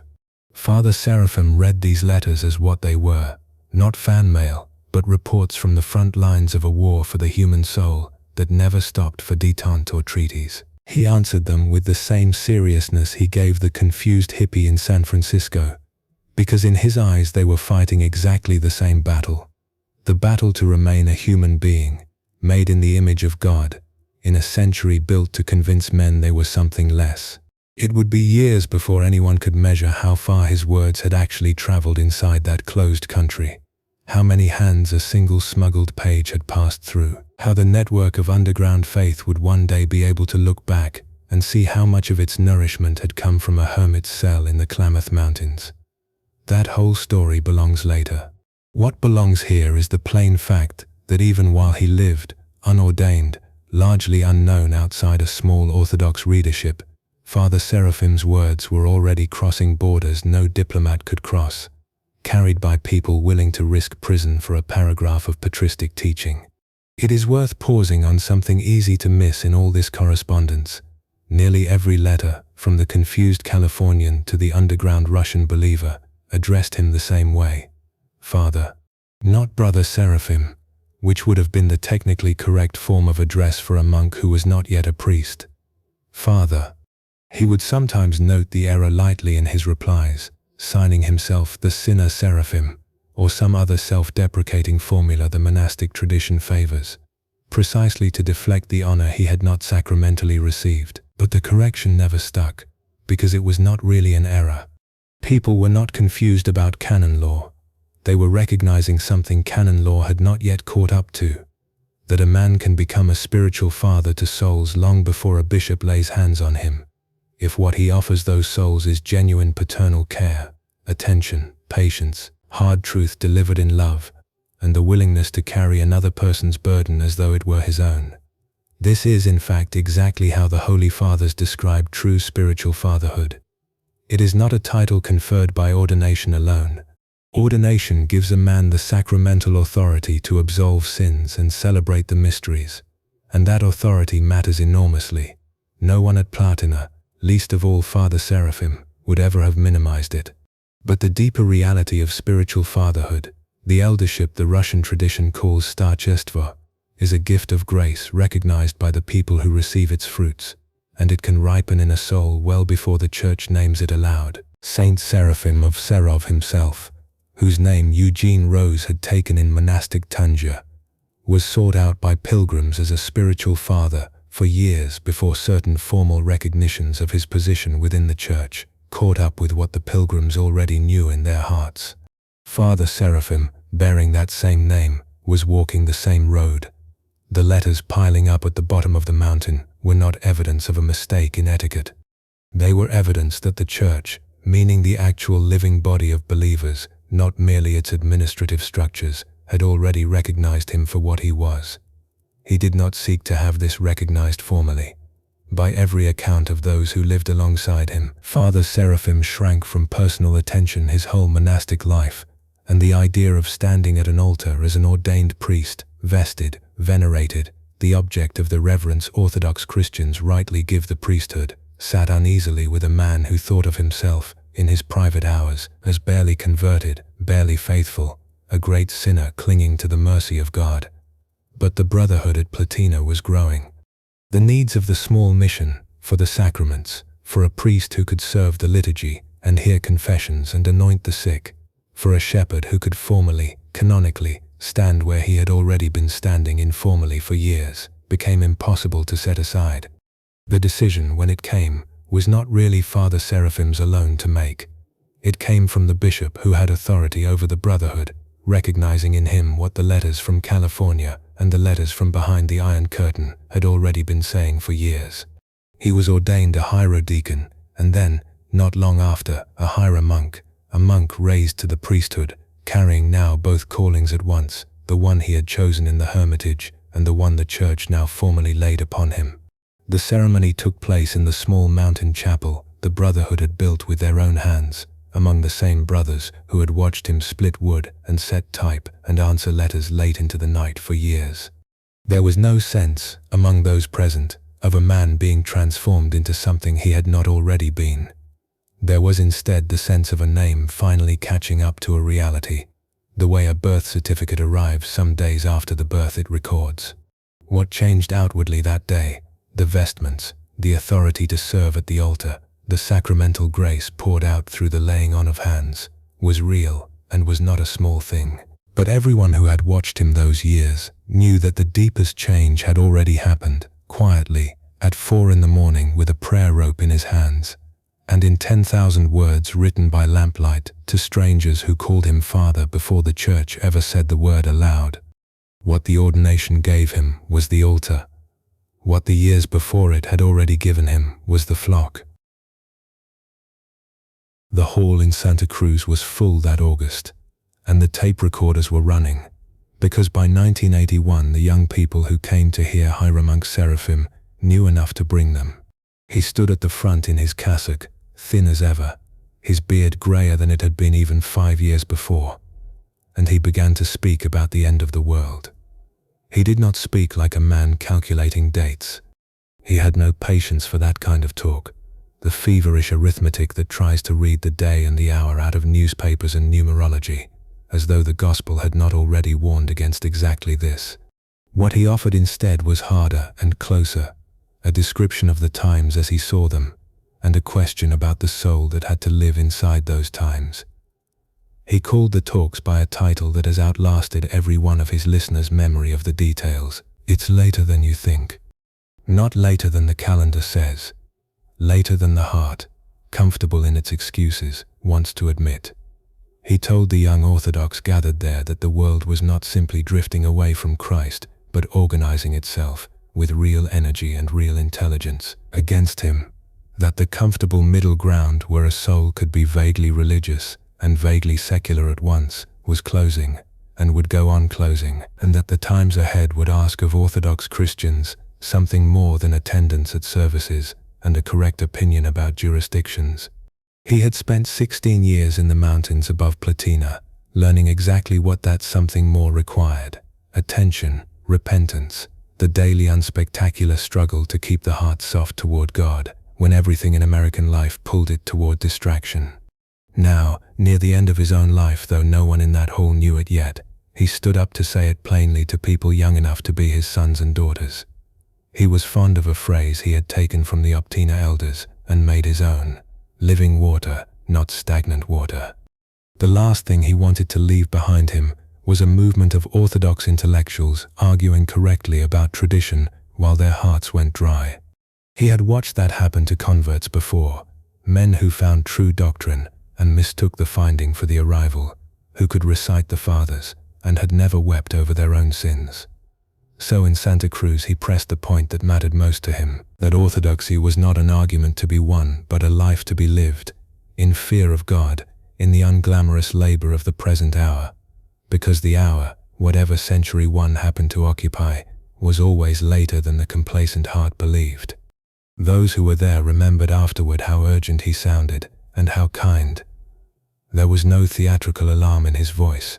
He had never been a man for theater. But there was an unmistakable weight, the weight of someone who had counted his own remaining days, and found the number smaller than he had once assumed. Though he said nothing of that directly. He simply spoke as a man does, who has stopped pretending there is unlimited time left to get the soul in order. He returned to Platina from that conference, and went back to the work waiting on his desk, the endless correspondence, the proofs for the Orthodox word, the translations for the Vita Patrum, the daily services in the small church he and Frere Hermann had built with their own hands out of the mountainside. He did not slow down. That was never his way. If anything, the pace of those last months quickened, as though some part of him understood there was less runway than the machinery of the Sket's ordinary life assumed. It was in the fall of that same year, not long after the Santa Cruz talks, that the brothers began to notice something wrong with his leg. He mentioned it the way he mentioned everything about his body, briefly, almost apologetically, as an inconvenience not worth anyone's concern. There was swelling. There was pain that did not resolve. He had spent 2 decades treating his own health with the same asceticism he brought to everything else. Little sleep, poor food eaten standing at his desk, physical labor that would have exhausted a younger and heartier man, and no complaint through any of it. He was not a monk who ran to doctors. He had, if anything, a settled suspicion of fussing over the flesh when there was so much work for the soul still undone. So the leg went untreated in any serious way, dismissed as one more discomfort to be carried rather than chased down, while underneath it, unseen, unnamed, a blood clot was forming that would, within the year, take his life. Through the winter and into the spring of 1982, he kept working. He was translating and annotating, pressing forward on the great project that had absorbed him for years, the lives of the Desert Fathers and the modern-day witnesses of Orthodox suffering and holiness. He was determined to set before an English-speaking church that had almost no literature of its own. Brothers who lived with him at the Skitu remembered no dramatic change in his habits that spring. Only, perhaps, a little more fatigue than before, a little more of the grey tiredness that comes to a man whose body has quietly begun failing him, even as his will refuses to notice. By the late summer, the pain in his leg had become impossible to ignore.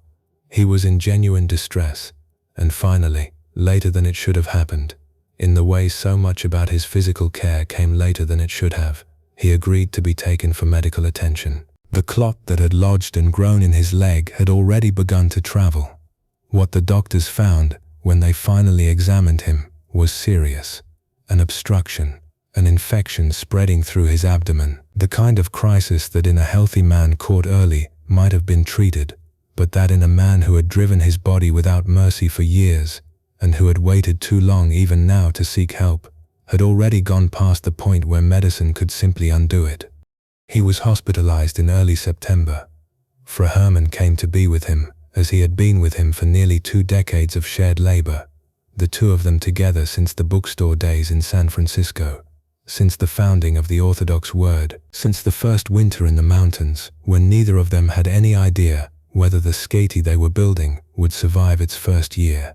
Now Hermann sat at his bedside as his spiritual son and brother in Christ moved toward the last hours of his life, and those who were present in those final days spoke afterward of how little fear was in the room. Hieromonk Seraphim had spent his whole monastic life preparing for exactly this passage.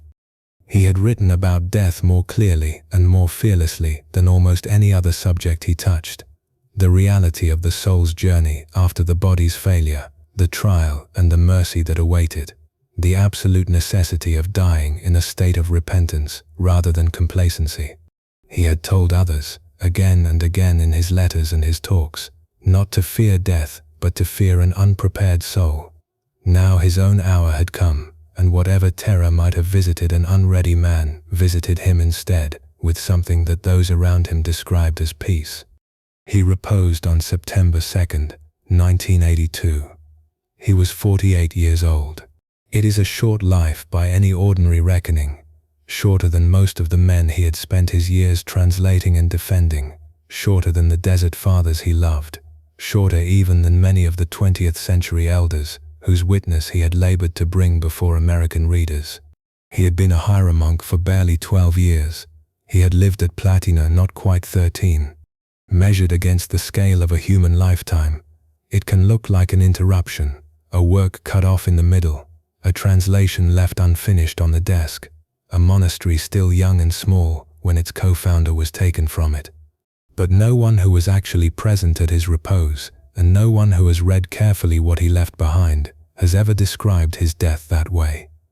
For Herman did not receive it as an interruption.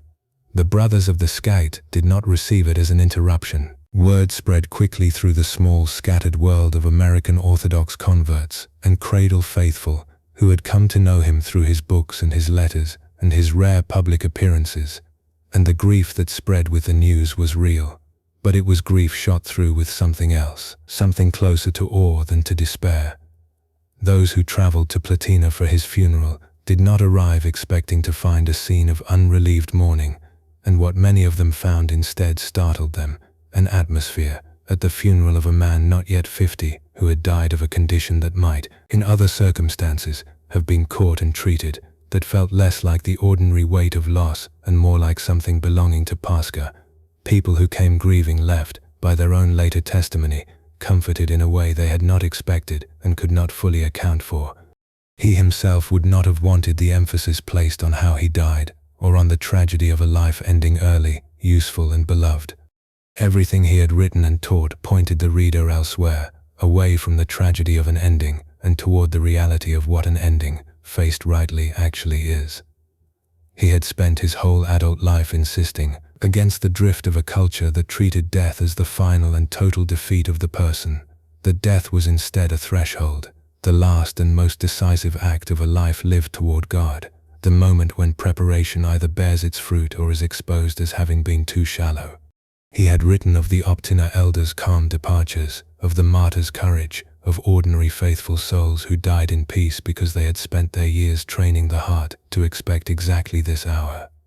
In Santa Cruz, not even a full year before his own repose, he had stood before a room of young people and told them that it was later than they thought, meaning not that catastrophe was imminent for the world, though he believed real trials were coming, but that each soul's own hour was nearer than complacency assumed, and that the work of readiness could not be postponed indefinitely without cost. He did not know, standing at that podium, that his own hour was as near as it was.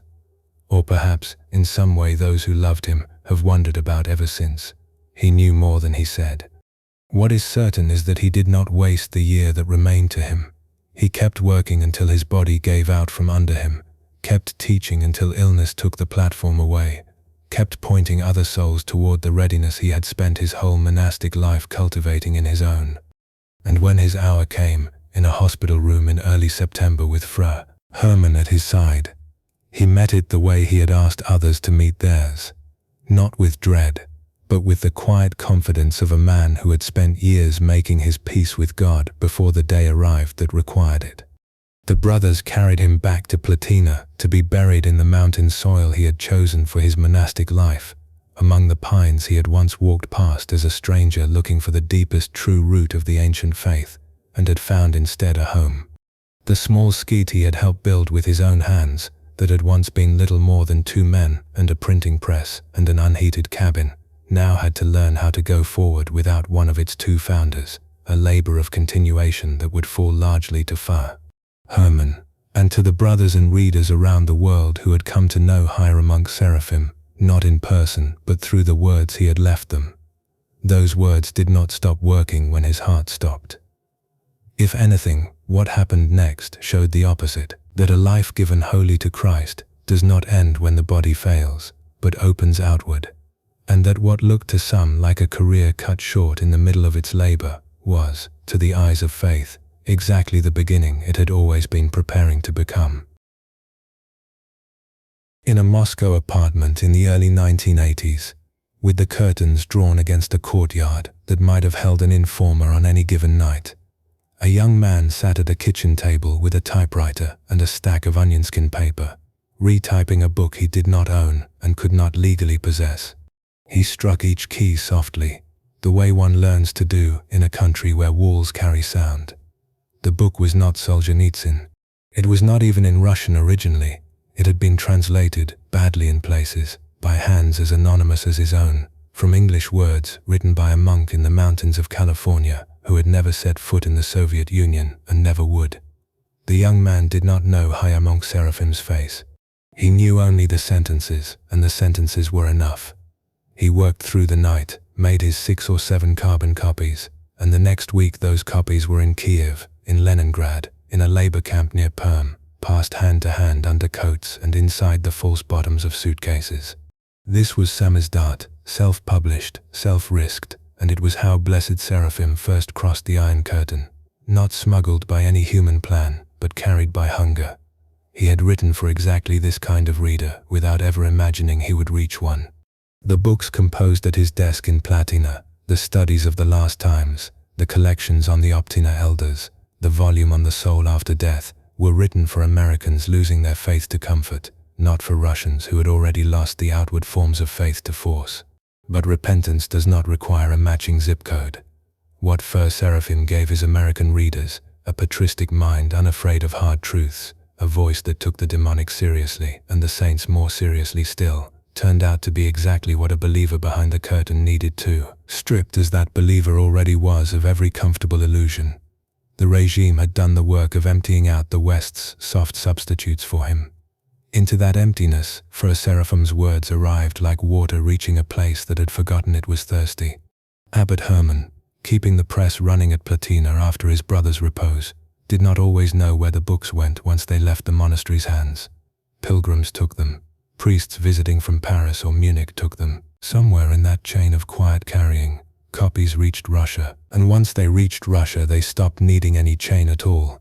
They reproduced themselves, page by hand-copied page, the way the Philokalia itself had once passed from monk to monk in manuscript before printing presses existed to spare anyone the labor.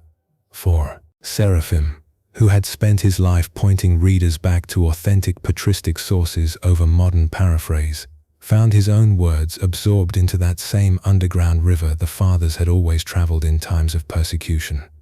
He would have found this fitting. He would probably have found it almost embarrassing, being himself so wary of anything that looked like personal fame.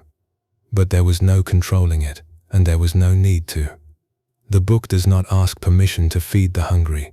By the time the Soviet Union fell and its archives opened, monks and priests inside Russia had already been reading Seraphim for a decade in typescript, without a single English edition ever having crossed a legal border. When Orthodox publishing houses in the new Russia began printing openly, his works were among the very first foreign titles translated and issued, not because some committee decided the West needed representing, but because Russian readers had already voted with their hands, their carbon paper, their late nights at kitchen tables, that this was a voice belonging to them as much as to any American convert.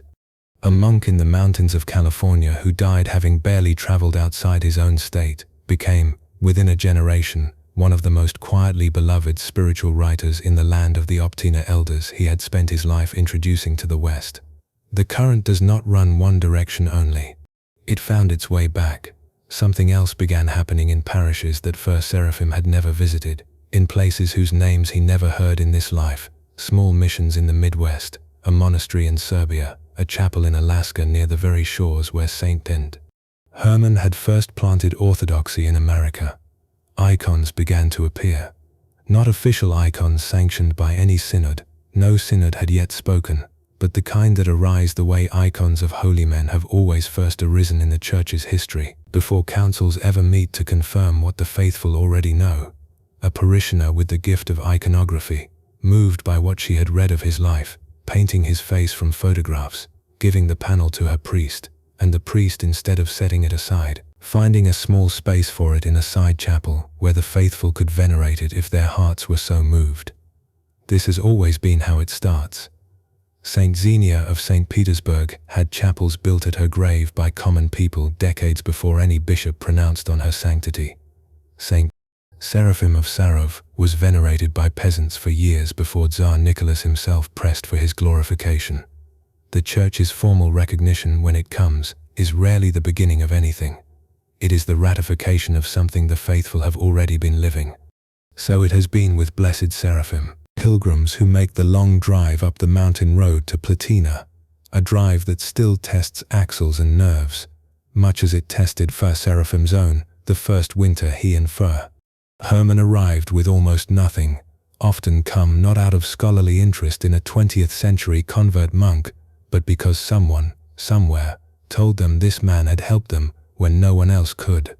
A young widow finds his writing on death and the soul's journey after the body, and reads it through tears at 3 in the morning, and something in her settles that nothing else had settled. A seminarian paralyzed by doubt about whether the fathers still speak to modern minds finds in Fur Seraphim proof that they do, spoken in his own century's English.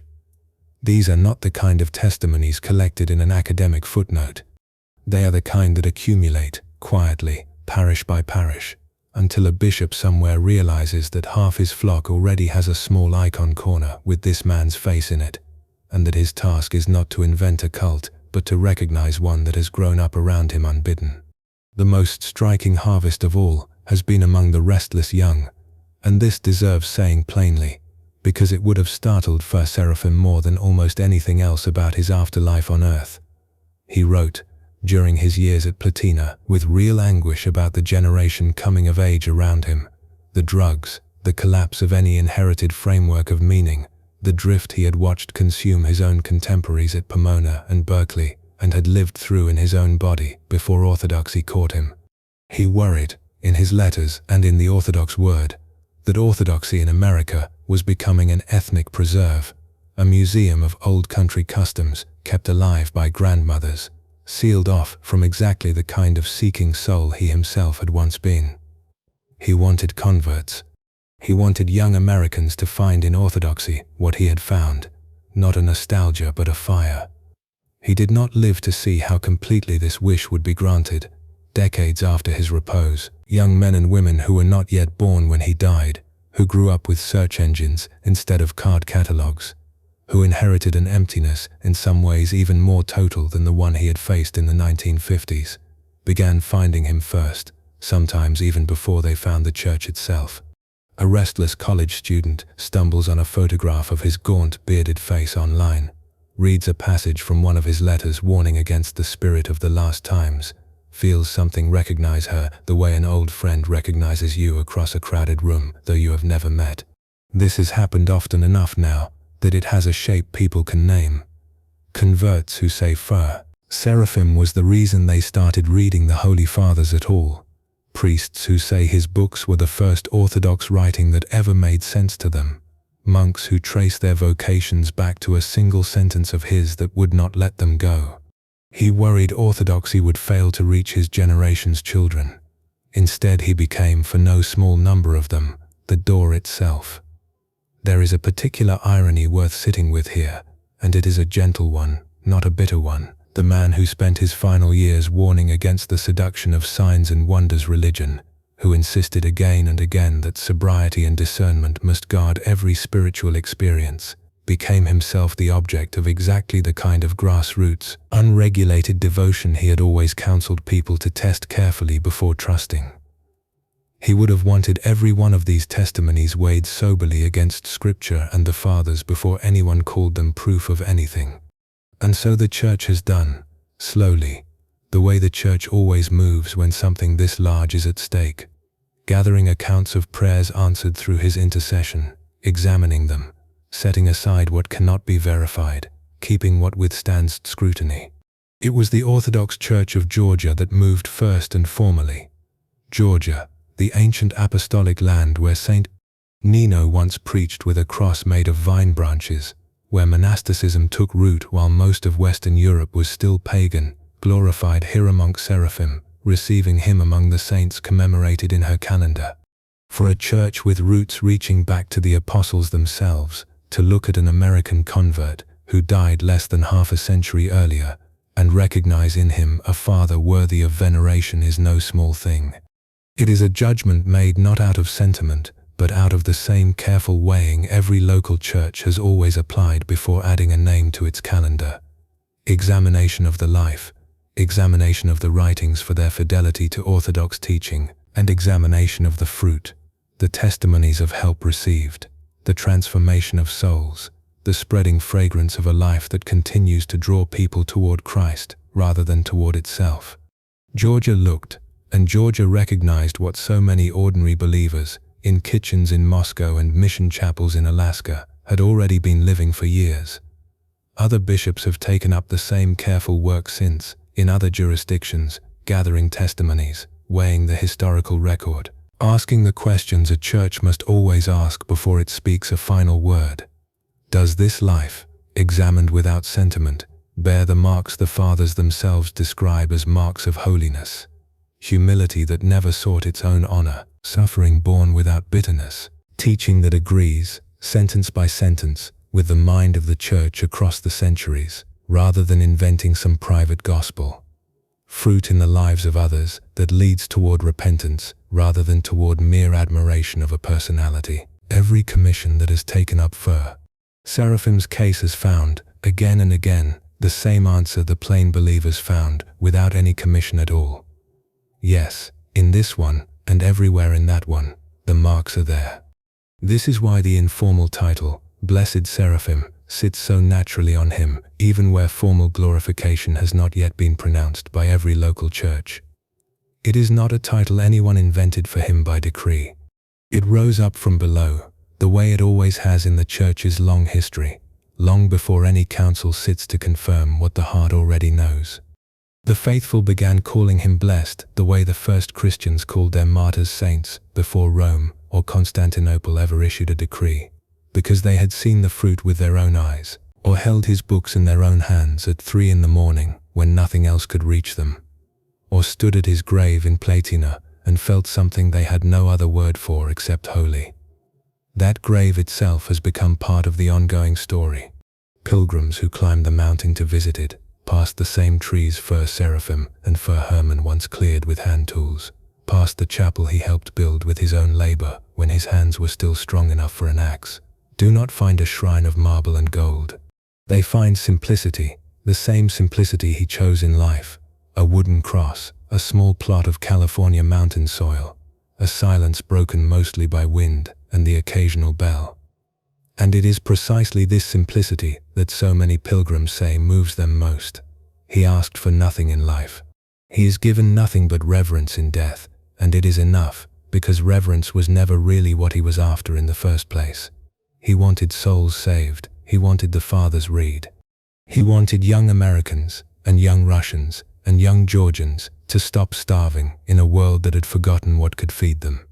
The Church's process of formally receiving a saint, examining the life, weighing the miracles, setting a date on the calendar, can look from the outside like bureaucracy laid over mystery, paperwork attached to something that should need no paperwork at all. But this is not what glorification actually is, and it was never what it has been in the Church's 2,000-year memory. Glorification is not the Church deciding to promote someone. It is the Church catching up, formally and publicly, to something the Holy Spirit has already been showing quietly to ordinary believers for years. The widow in her grief, the seminarian in his doubt, the Russian typing in secret by lamplight, the iconographer moved to paint a face she never saw in the flesh. Rome did not make Peter and Paul saints. Constantinople did not make the martyrs of the arena holy. The Church, century after century, has simply looked at what God had already accomplished and said the word aloud that the faithful had been whispering all along. This is precisely the shape of what continues, even now, around the name of Hieromonk Seraphim. Bishops gathering, examining, weighing, not inventing a cult but recognizing, soberly and carefully, in their own time and according to their own proper order, a Father the Church had in truth already received the moment the first believer knelt at his grave and asked for his prayers. It is fitting, and it would likely have humbled him more than anything else in this whole strange unfolding, that the recognition has come slowest and most carefully, in precisely the country of his birth, the America whose emptiness he had diagnosed so clearly, whose restless children he had spent his whole monastic life trying to feed. He did not live to see his own homeland's bishops complete the work Georgia had already begun. But he had never asked to see it. He had asked only that souls be saved, and that the fathers be read, and that the fire he had found in the mountains above the cheeseboard not go out for lack of someone tending it. That fire has not gone out. It has spread into Soviet kitchens and California parishes, into Georgian churches, and restless American hearts not yet born when he died, into a mailing list of typescript pages that grew, without a single human plan behind it, into a church still in the act of recognizing, out loud, what its people had already known in their hearts for years, that a stranger from San Diego, who went looking for truth and found it in the desert of Northern California, had become, in the fullest sense the church has ever meant by the word, a father. You have come, in 9 short chapters, most of the way through a single life. A man born in San Diego in 1934 as Eugene Dennis Rose, who wanted the truth so badly that everything else fell away in his hands, one comfort after another, until the truth found him and would not let him go. You have seen the fragrance that clung to him even in his hardest years. You have watched the boy go looking and the searching young man in San Francisco kneel before an old priest with a prayer rope in his hand. You have gone with him into the mountains above Platina, watched him set type by hand and pray between the letters, watched him become a father to souls before the church ever laid a hand on his head to name him one. You have heard him say, in a hall full of young Orthodox Christians who did not yet understand how urgent the hour was, that it is later than you think. And you have stood, in the last chapter, at the edge of something the church is still doing, the slow, careful, loving work of recognizing in her heart what she already knows, that a father has been given to her. This is what a portrait can hold. It cannot hold everything. It was never meant to. What you have read here is an introduction in the oldest sense of that word, a leading in, a threshold crossed so that you might see the room beyond it and want to enter. And there is a great deal beyond it. Blessed Seraphim's life was not lived in 9 chapters. It was lived in decades of searching, in years of labor that nearly broke his body, in a death that was itself a kind of sermon, in books and letters and a legacy that has not stopped growing since he left this world in 1982. That fuller life is told in 3 volumes, and I want to tell you, plainly and warmly, what each one holds, because you have come this far and the door in front of you is worth walking through. The first volume is called The Hollow and the Holy. It is the book of the searching, the long, honest, sometimes painful record of a brilliant young American mind that would not settle for anything less than the whole truth, and found, one by one, that every substitute the century offered him was hollow. You met Eugene Rose in these pages as a boy already restless for something more than what his family and his schools could give him. The hollow and the holy does not rush past that restlessness the way a shorter portrait must. It sits with him in it. It walks with him through the philosophy seminars where he outpaced his teachers and found their answers thin. It walks with him into the world of Chinese philosophy and Buddhist metaphysics, into the strange and gifted company of Alan Watts, whose brilliance dazzled him and whose emptiness, in the end, could not hold him. It does not flinch from the years when Eugene Rose lived without a clear compass, when his intelligence and his loneliness pulled at him in opposite directions, when the hollowness of a life built on cleverness alone pressed in on him harder than any argument ever could. This volume tells you what the fragrance in chapter 1 was chasing, and what it finally found. An old priest, an incense-filled church in San Francisco. A night when a young man who had rejected every answer he'd been offered knelt in a room that smelled of centuries and felt for the first time that he had come home. It tells the story of metanoia in full, not conversion as a single decisive afternoon, though there was such an afternoon, but as the slow turning of an entire mind and heart, the kind of turning that takes years and does not finish in a single scene. If you want to understand how a searching soul as serious as this one could travel from a philosophy department to a monk's cell, this is the book that will walk you there step by step, refusing every shortcut, because Blessed Seraphim's own journey refused them too. The second volume is called The Fire That Does Not Consume. It is the book of the labors and of the repose that crowned them. You have already glimpsed Platina in these pages, the print shop built with hands that had never done manual work before, the brotherhood that gathered around Blessed Seraphim and Abbot Herman in the wilderness of Northern California, the founding of the Orthodox word as a small candle held up against a darkening age. But a glimpse is not an account. The Fire That Does Not Consume gives you the whole shape of those 13 years in the mountains, the freezing winters with almost nothing to eat, the endless nights of typesetting and translation, the letters written by lamplight to souls scattered across America and beyond, who had nowhere else to turn for real spiritual guidance. It tells you what it cost to build a monastery from nothing in a place most men would have called uninhabitable, and it tells you why Blessed Seraphim and Herman chose that cost willingly, because they believed, because Blessed Seraphim had come to know in his bones that Orthodoxy in America needed fathers who would live the tradition rather than merely explain it. This volume does not soften the difficulty. It shows you a man whose body was quietly failing him even as his labors multiplied. A man who kept translating the Holy Fathers and answering letters and forming young monks even as his own health gave way beneath him. And it brings you, finally and unflinchingly, to 1982, to the illness that came on so suddenly, to the small hospital room, to the death of a man who had given every remaining ounce of himself to a work he would not live to see finished. If the hollow and the holy shows you how a man was made, the fire that does not consume shows you what he was willing to burn for, and it does not let you look away from the fire, or from what it cost him, or from the strange fact that it did not consume him, that what looked like an ending was, in every way that matters, a beginning. The third volume is called It Is Later Than You Think. It is the book of the teaching and of the saint the Church is still learning to receive. You have heard, in this shorter portrait, the urgency in Blessed Seraphim's voice, his conviction that the modern world was not merely confused, but spiritually starving, that nihilism was not an academic problem, but a disease eating at real souls, that Orthodox Christians could not afford to treat the patristic tradition as a museum piece, when it was, in fact, the only medicine strong enough for the sickness of the age. It Is Later Than You Think gathers the full weight of that teaching. His writings on the true nature of the afterlife and the state of the soul after death.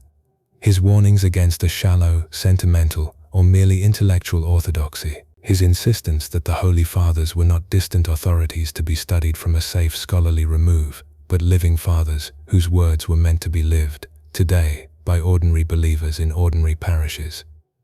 This volume takes you through the extraordinary, almost impossible story of how his books crossed the Iron Curtain, how Russian believers, cut off from so much of their own inheritance by decades of persecution, began circulating his writings hand to hand, typed and retyped in samizdat editions, passed from believer to believer at real risk, because what they found in his pages was not an American convert's opinion, but the authentic voice of the tradition speaking to them across an ocean and a wall no human plan had ever crossed. And it carries you into the years since his repose, into the growing devotion of the faithful who visit his grave in Platina, who write to him, who have received answers to prayer through his intercession, who call him Blessed Seraphim, not out of sentiment, but out of the same instinct that has always guided the Church toward her saints before any council ever met to say the word aloud. This volume treats the ongoing process of his glorification honestly, as the Church herself treats it, not as paperwork to be completed, but as a recognition still unfolding, a fire that the Church tends with patience because she has learned, over 2,000 years, that holiness is rarely in a hurry to be believed. 3 books then, and 3 different angles of light falling on the same face. The hollow and the holy will give you the man before he was a father, restless, brilliant, searching, and finally found. The fire that does not consume will give you the man in his labor and his death, a monk who built something lasting out of almost nothing and paid for it with his health and in the end with his life.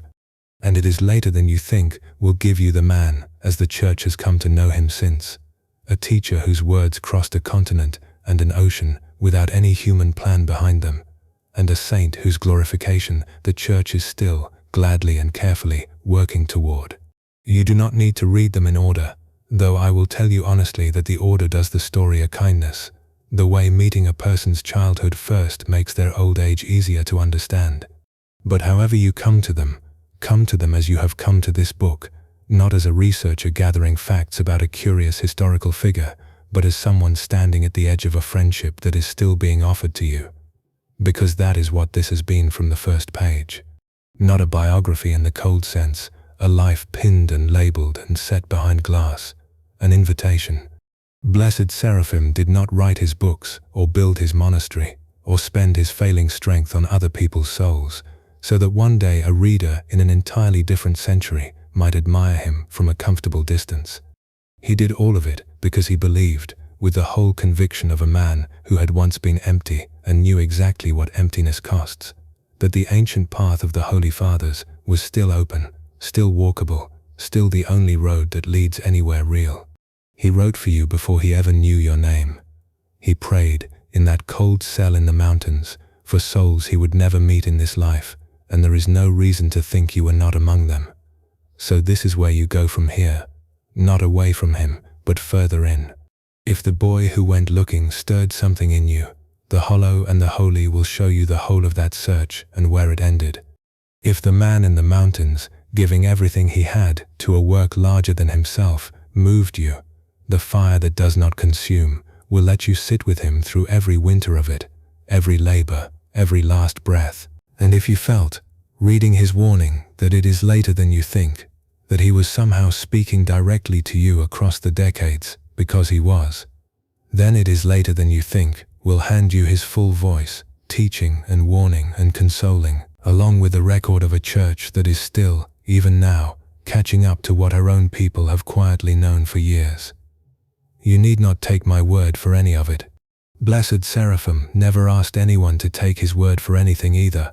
He asked only that you go and look for yourself, read the fathers he loved, kneel in the darkness he knelt in, and see whether the fire that caught him might catch you too. That is the whole of his method and the whole of his hope. He was never interested in being admired. He was interested only in the truth, and in helping other hollow, searching people find their way to the same fullness he found. Go, then, and read further, and pray as you read. And when you close these pages for the last time tonight, do what the faithful who love him already do without a second thought. Ask for his prayers. Through the prayers of blessed Seraphim, may Christ our God have mercy on us all, and bring us, hollow as we are, into that same fullness, now and in the age to come, and unto the ages of ages.